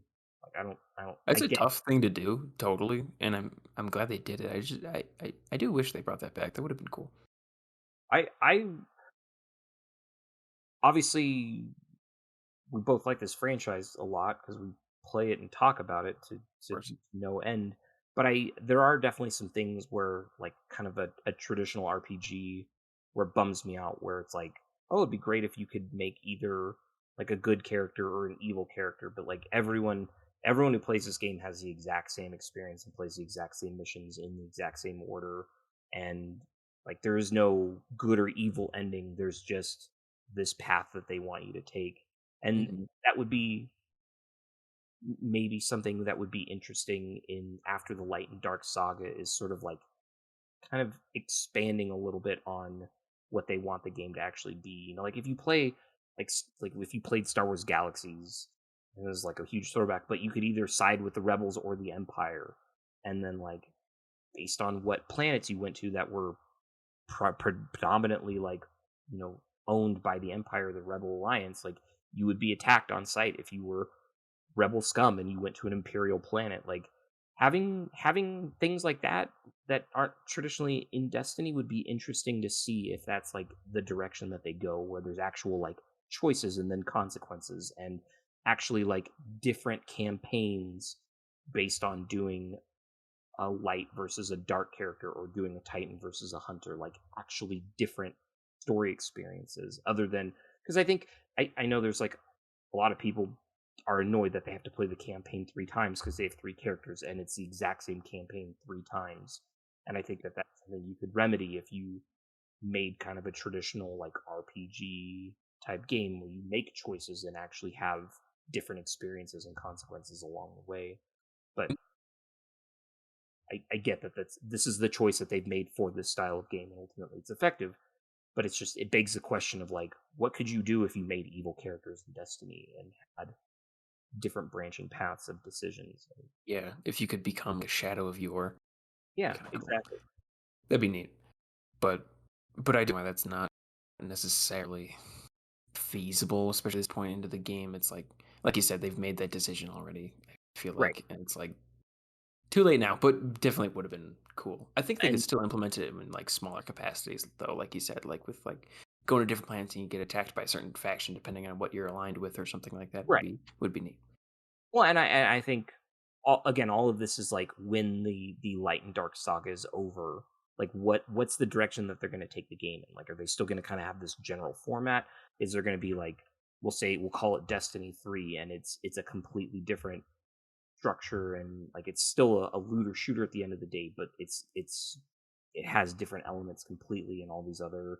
Maybe we don't even have Titan hunters and warlocks anymore. It's just like now you can play as an Elixni, and like I'm excited to see what they do after this. Like ultimately, I want to see how this saga pans out, and I want it to have a nice bookend.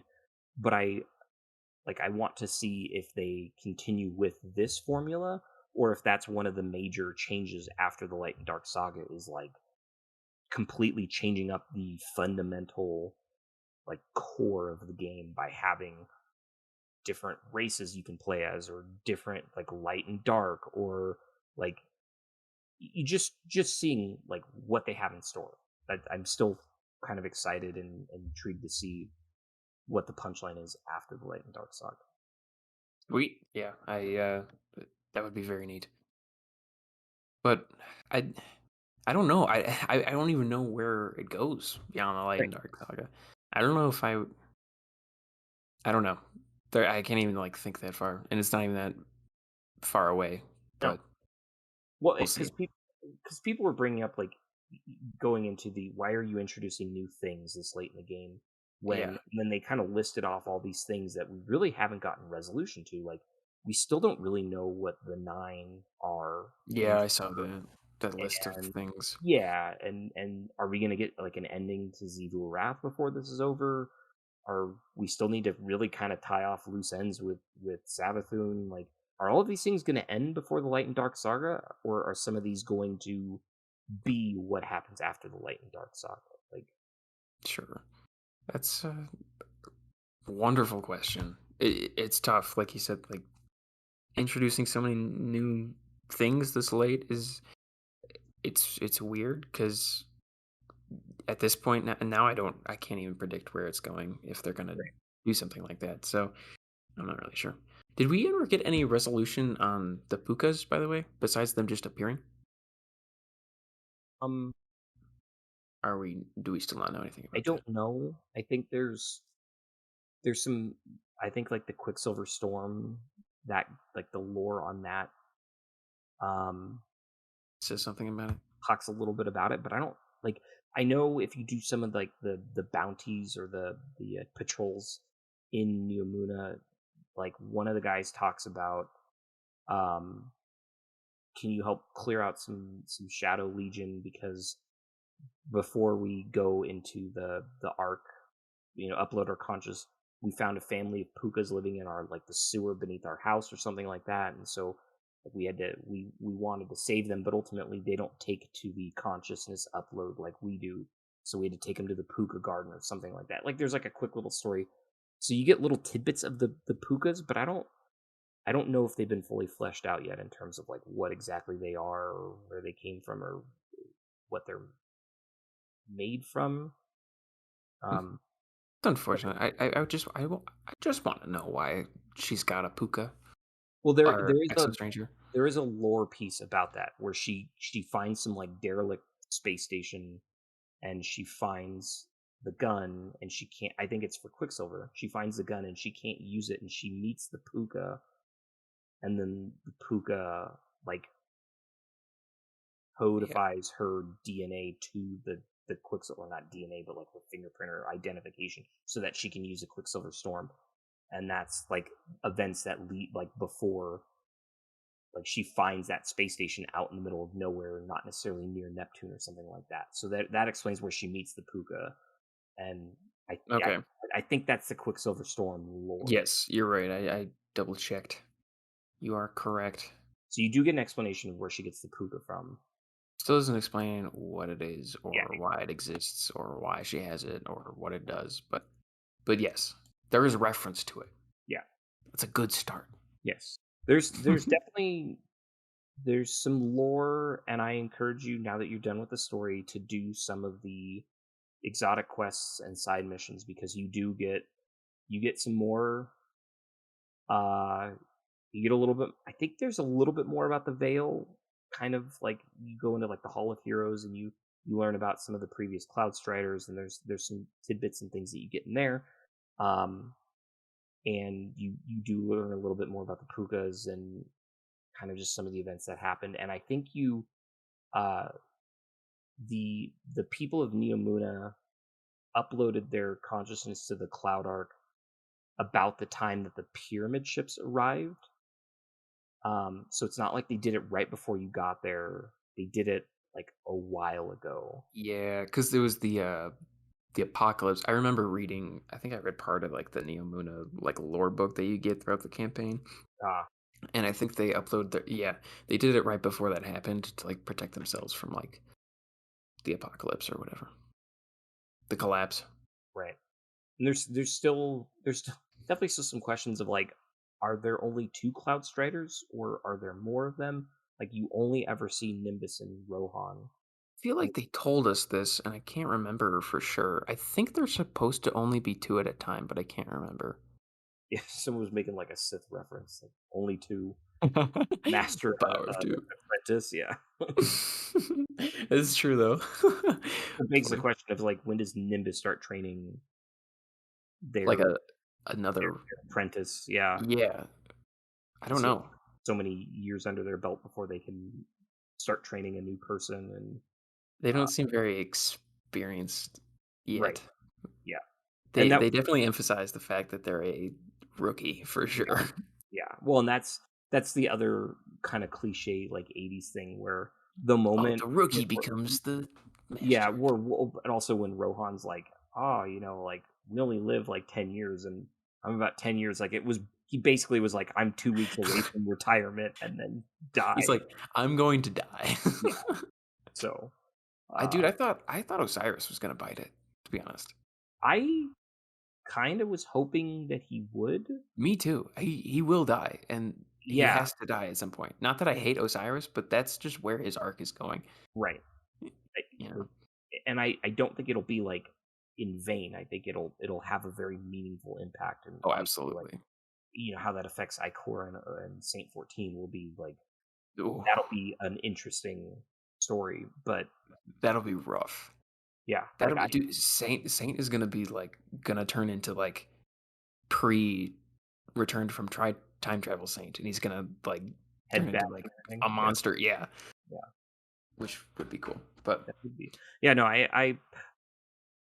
it I almost wish this is so going more into this. This would have been a perfect setup where I would have loved it if they did the whole 2 weeks away from retirement, and he doesn't die during the Lightfall campaign, but like not next season, but maybe the season afterwards, where I was like, oh, that Vex mission where you stop the hacking, like that totally should have been a season. Like that seems perfect to set up a season in Lightfall where it takes place on Neomuna. Vex are trying to hack into the network and stop the um, Arc Cloud, and it's trying to shut everything down, and you got to do it. And that would have been a good time to have Rohan die, where you have like some time to actually get to know him and um, Nimbus and kind of get a sense of the relationship, and you actually get it over the span of the whole season, and then right in like the last week he dies or something like that, kind of like Rasputin did. sure, Like that yeah, that would have been a little more like because people that one of the other complaints that people have made or arguments is like you get introduced to this guy Rohan, you talk to him like a handful of times, yeah, like and twice. they make you feel like you're supposed to be invested in his character, but you don't talk to him enough that when he does sacrifice himself, you don't really care Exactly. I mean, it because would have been more of a big deal if like Nimbus died because they are like you talk to them a lot more than you talk to right, Rohan. right. But Nimbus isn't gonna die because he's the Exactly, the expansion. patrol guy too, and like Right. And so it's like same with like Finch. Like Finch is not going to die because as soon as you get to him and realize that he's the expansion vendor, yep. nothing's going to happen to him. Like as soon as you talk to Nimbus for the first time and it's tracking like your rank up, I'm like, oh okay, well Nimbus has plot armor. Um, but Rohan is 2 weeks away from retirement and gonna bite the dust. But Yikes. I would have liked it if they did do sort of a subvert our expectations and had both of them live, but then in a later season that is somehow centered around Neomuna and the Vex and trying to hack and all that he does sacrifice himself there. And Mhm.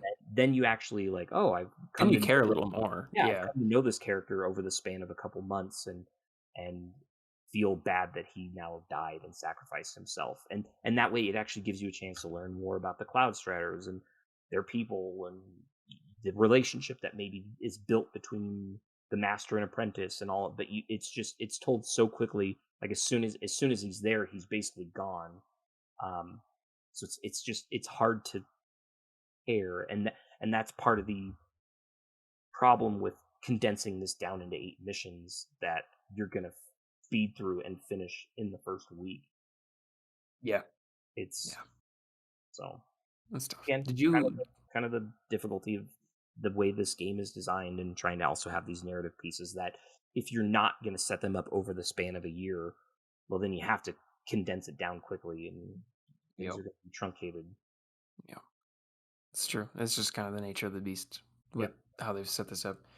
Did you have a favorite mission out of the 8? I think the first mission's really good, just in terms of like the set pieces and the aesthetic. I liked, like, oh, maybe you can stop them before you even get there, kind of thing. Mhm. Um, I liked Osiris being like an anxious, like yeah, yeah. mess. I did chuckle when he's in the escape pod and he's like, I think it's fine, and then before you Oh! he gets just like shot out, and you're like, yeah, Yeah. that's about right. Um, and I do like that you actually get into a Cabal drop pod. I think that's pretty rad. Like that was a cool, That was cool.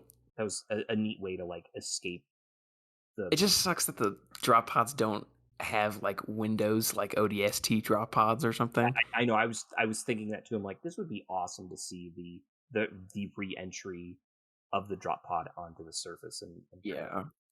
um that would have been cool. So I like the first mission a lot, and I do like. So I guess we should talk about. We've been doing this for like 2 hours. We should wrap things up pretty soon. Probably. But I do like the final mission, and I love that final when you're trying to like basically defend the front of the vault from Okay. the forces. Literally, easily the best encounter in the whole campaign is the Yes. vault defense. Because it was exhausting and stressful and so much fun to just like, it was hectic, and I love that you have the Cabal forces and Keidel's there, Yeah. and it felt like an actual like battle. Like, Yes.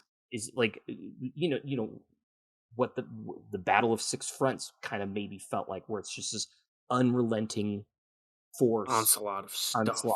and then the tanks keep coming, and you get You get the the target locator you from get the Halo target. Reach. Yeah, and that's so awesome and satisfying just to rain down. Like, as soon as one Totally. of those guys, I'm like, oh, where's one of those target locks? And then like you get kind of this like lull, and then like two tormentors show up, and you're just like, son of a bitch. You're like, no, yeah. And then you get it, and then you're like, oh, we got to get to the door and kind of reinforce the final fight. And it's just like, there's more.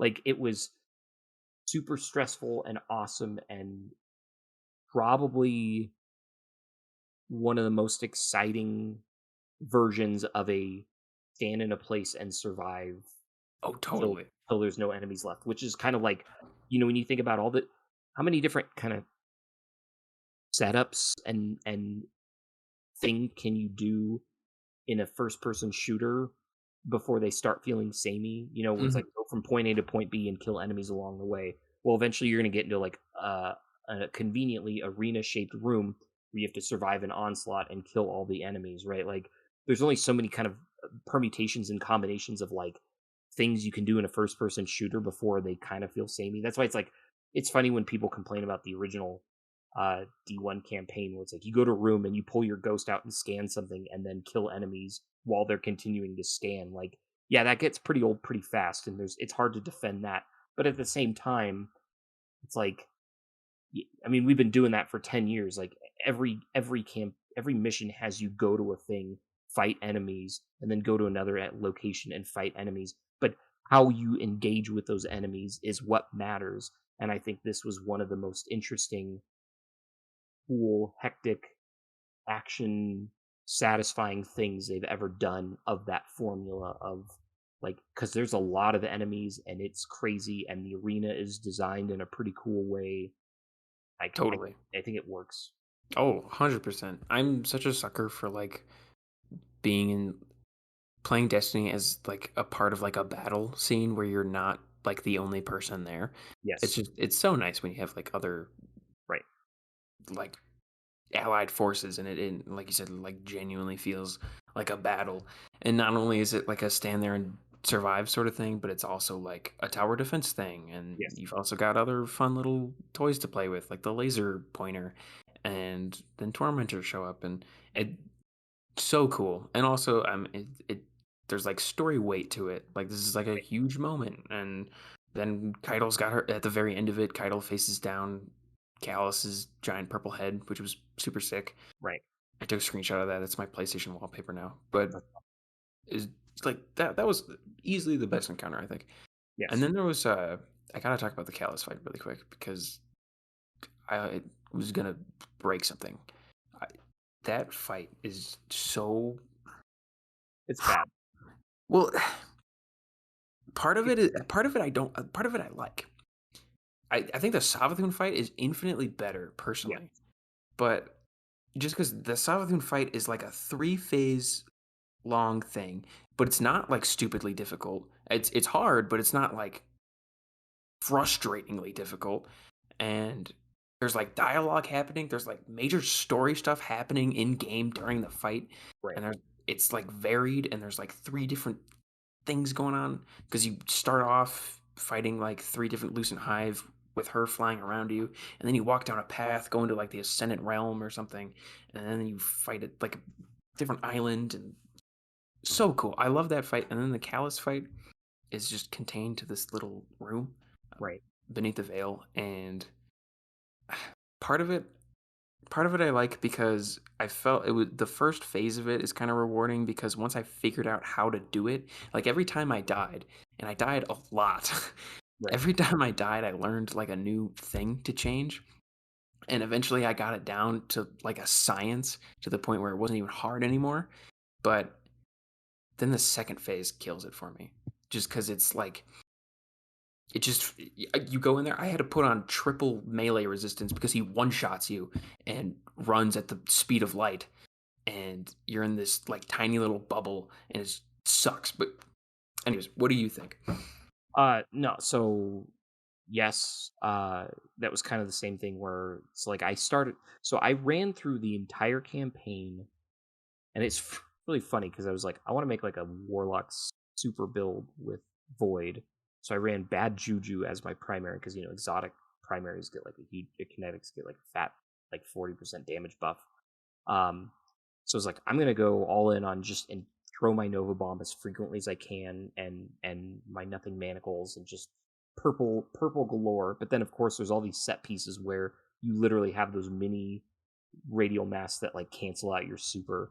So I'm like, well, bad juju's kind of a bad choice, but I still used it because I think that gun's awesome, and like because it still also has it's a perfect like devour weapon because when you get a kill, it just refills the ammo and does more damage. So it's great when you're just fighting like hordes of enemies because as long as you're continuing to kill things, like you keep devour up, it's great to stay alive.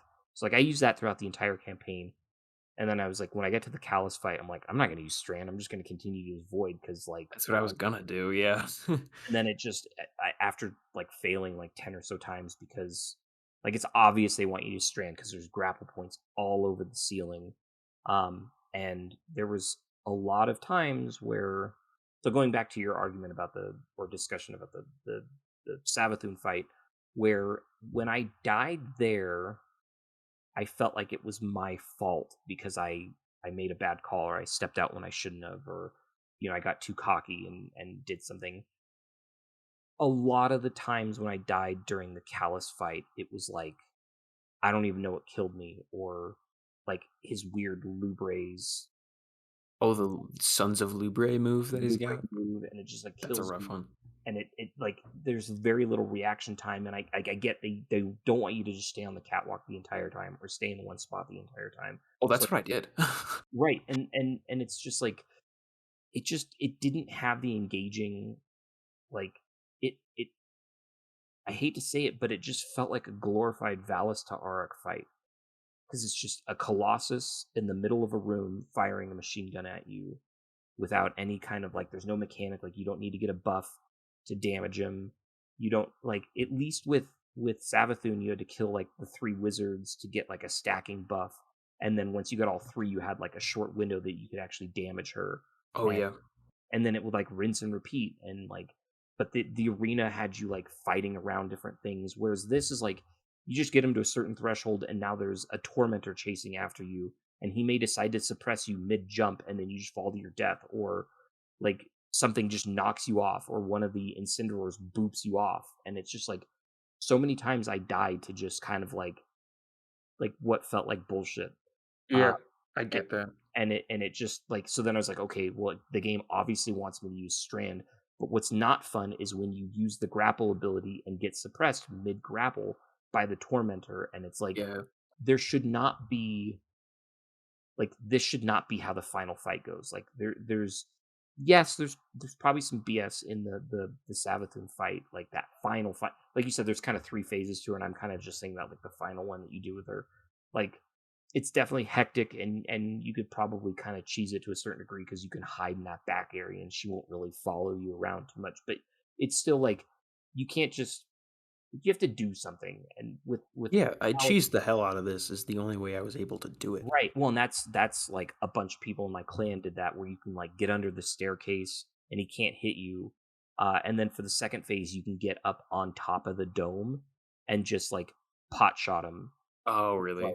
And it's like that's really disappointing. And maybe you could argue me using Witherhoard is also cheating, but it's like or cheesing it. But like I like because the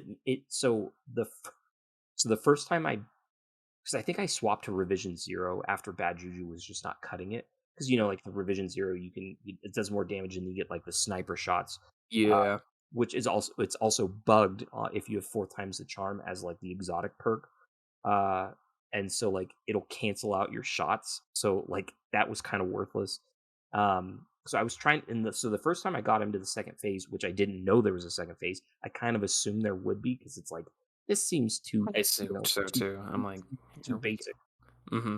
But the first time, yeah, he like pulls out the 2 swords and then just immediately slaps me and I died. Yeah, And I was like, okay. Yeah, that felt so bad because Especially after like trying so many times to get like the first phase done. right, I mean, regardless of it being simple, like right, took a long time to get the first phase done. Start the second phase, did.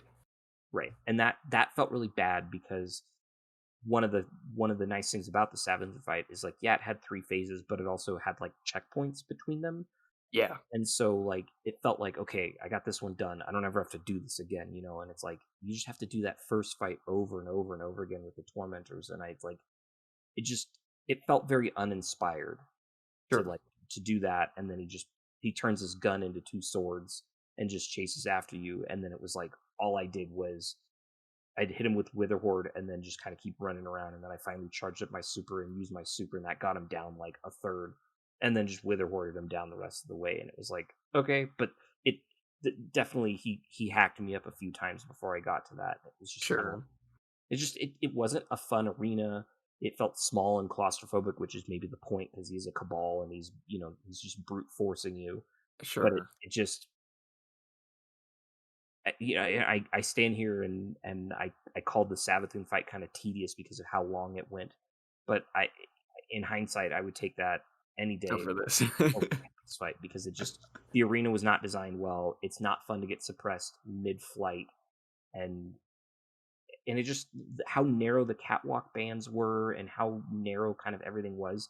It just kind of sucked to use the grapple hook and like Spider-Man fly yourself off the screen and die, because I did that a couple times too, where I'm just like I don't feel like I've used this enough to really feel comfortable in a small arena like this. Oh But no, it's grapple kind of sucks, honestly. yeah, and it's obvious that you're supposed to use that as like the fight, but it doesn't. Sometimes it screwed you over more than it helped you. 100%.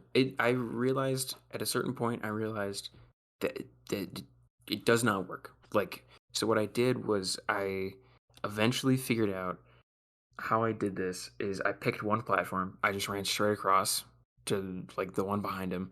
Or I started off with, that like first like 20-30% of his health bar. Right. So I started off, I just used my super and knocked that out right out of the way. Run to the platform in the back, kill the incendiary, whatever, stand in the corner. And then every time a tormentor would show up, I was using Osteostrega, which is objectively the best gun in the game, period.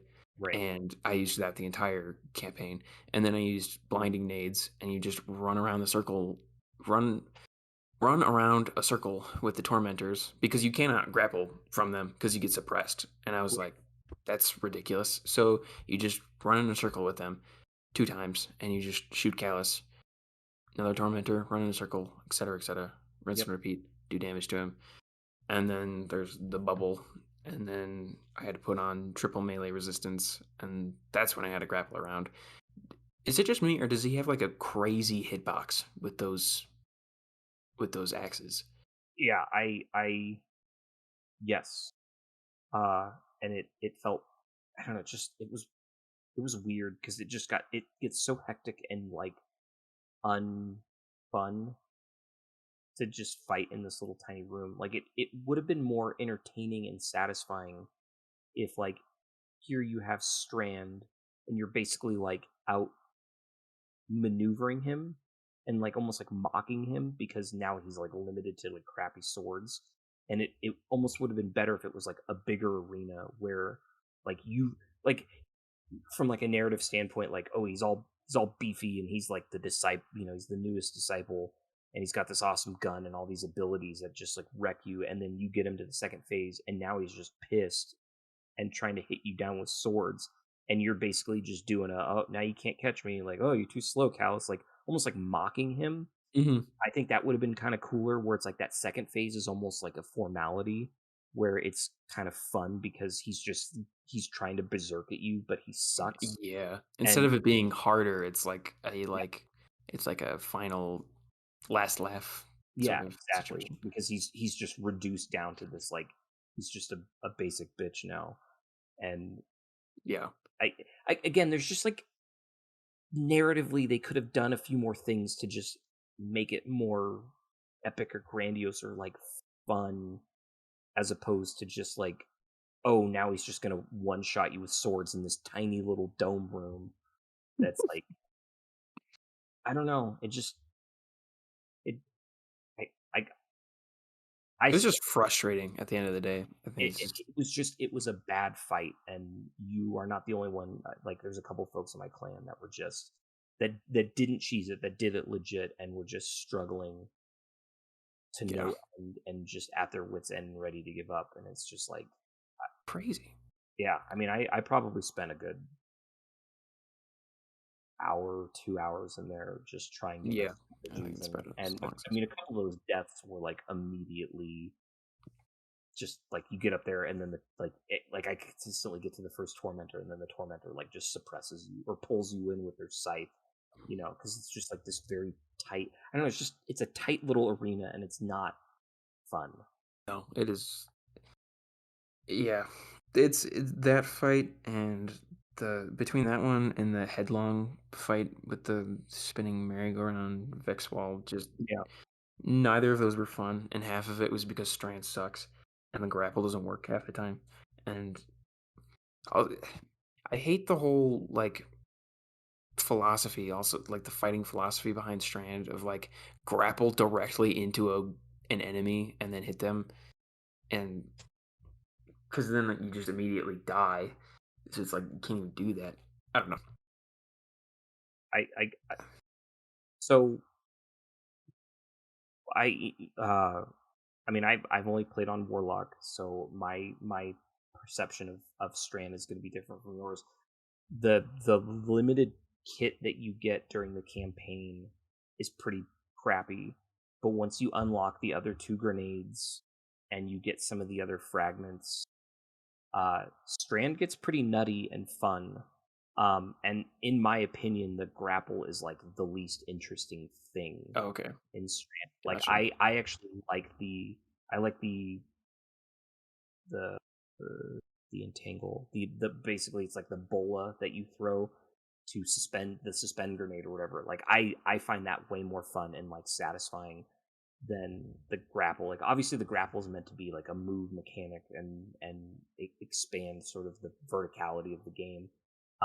But I died a lot as well because I just wasn't having fun trying to figure out the little nuance to like, and let's be honest, the physics in Destiny has always been a little wonky, and this like further exacerbates it. And there was definitely a couple deaths that I had where it was just like, I I don't know why, I feel like I shouldn't have flown that far, or I under flew using that grapple hook, and it just kind of sucks Yeah, sometimes. So yeah. I give like, do the post campaign stuff, unlock more of the aspects, get the other grenades, try playing around with some builds. There's some nutty stuff that you can do with Strand that isn't just doing whatever a Spider-Man can. Okay, gotcha.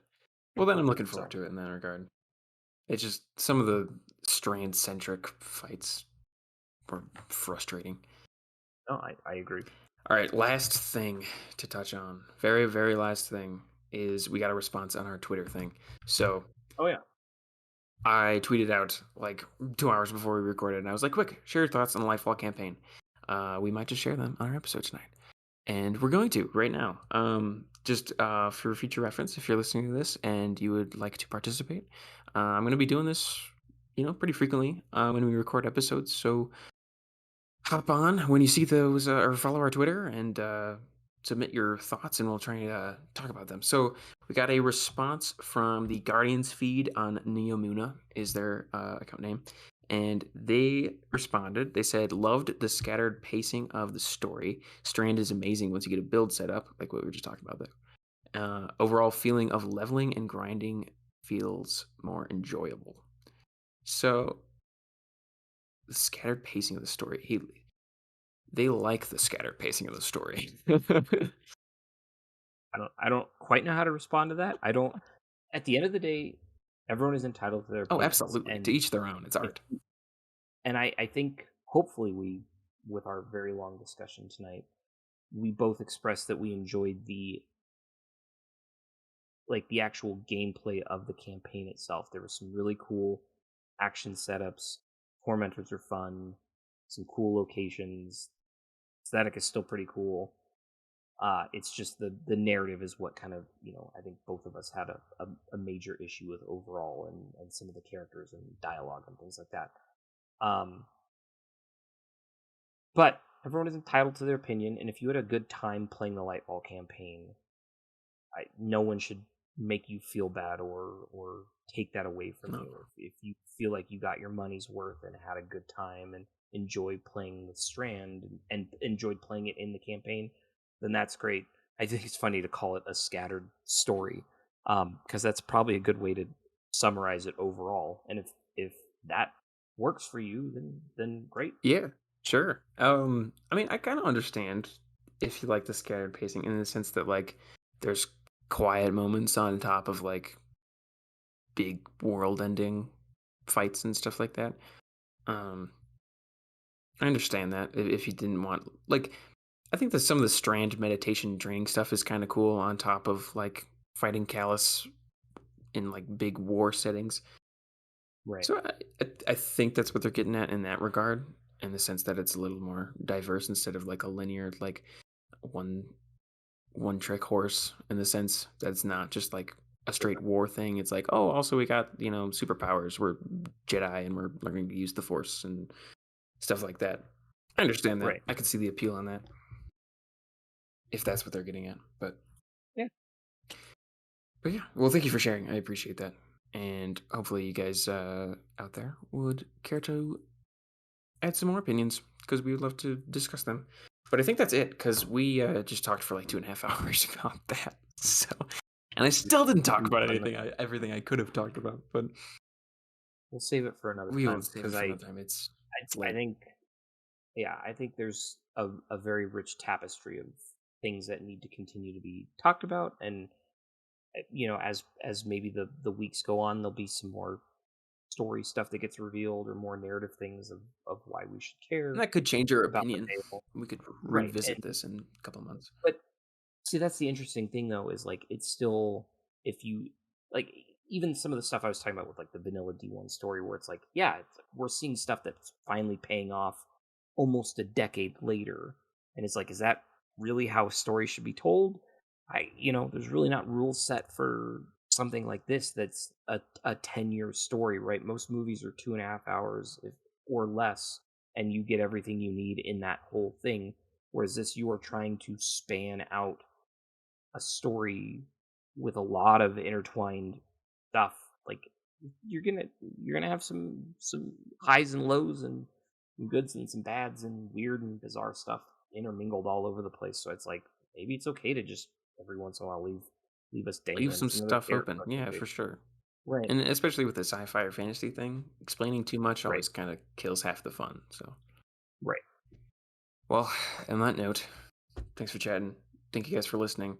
If you guys have anything you want to share with us, always on Twitter. So send us your thoughts. And without further ado, we'll see you next time. you can put this voice recording away and go on with your life, because you and I both know you'd have me yapping in your ear for the rest of your days. Want to further the discussion? Get in touch with us at any of our Twitter handles, all of which can be found at our podcast description.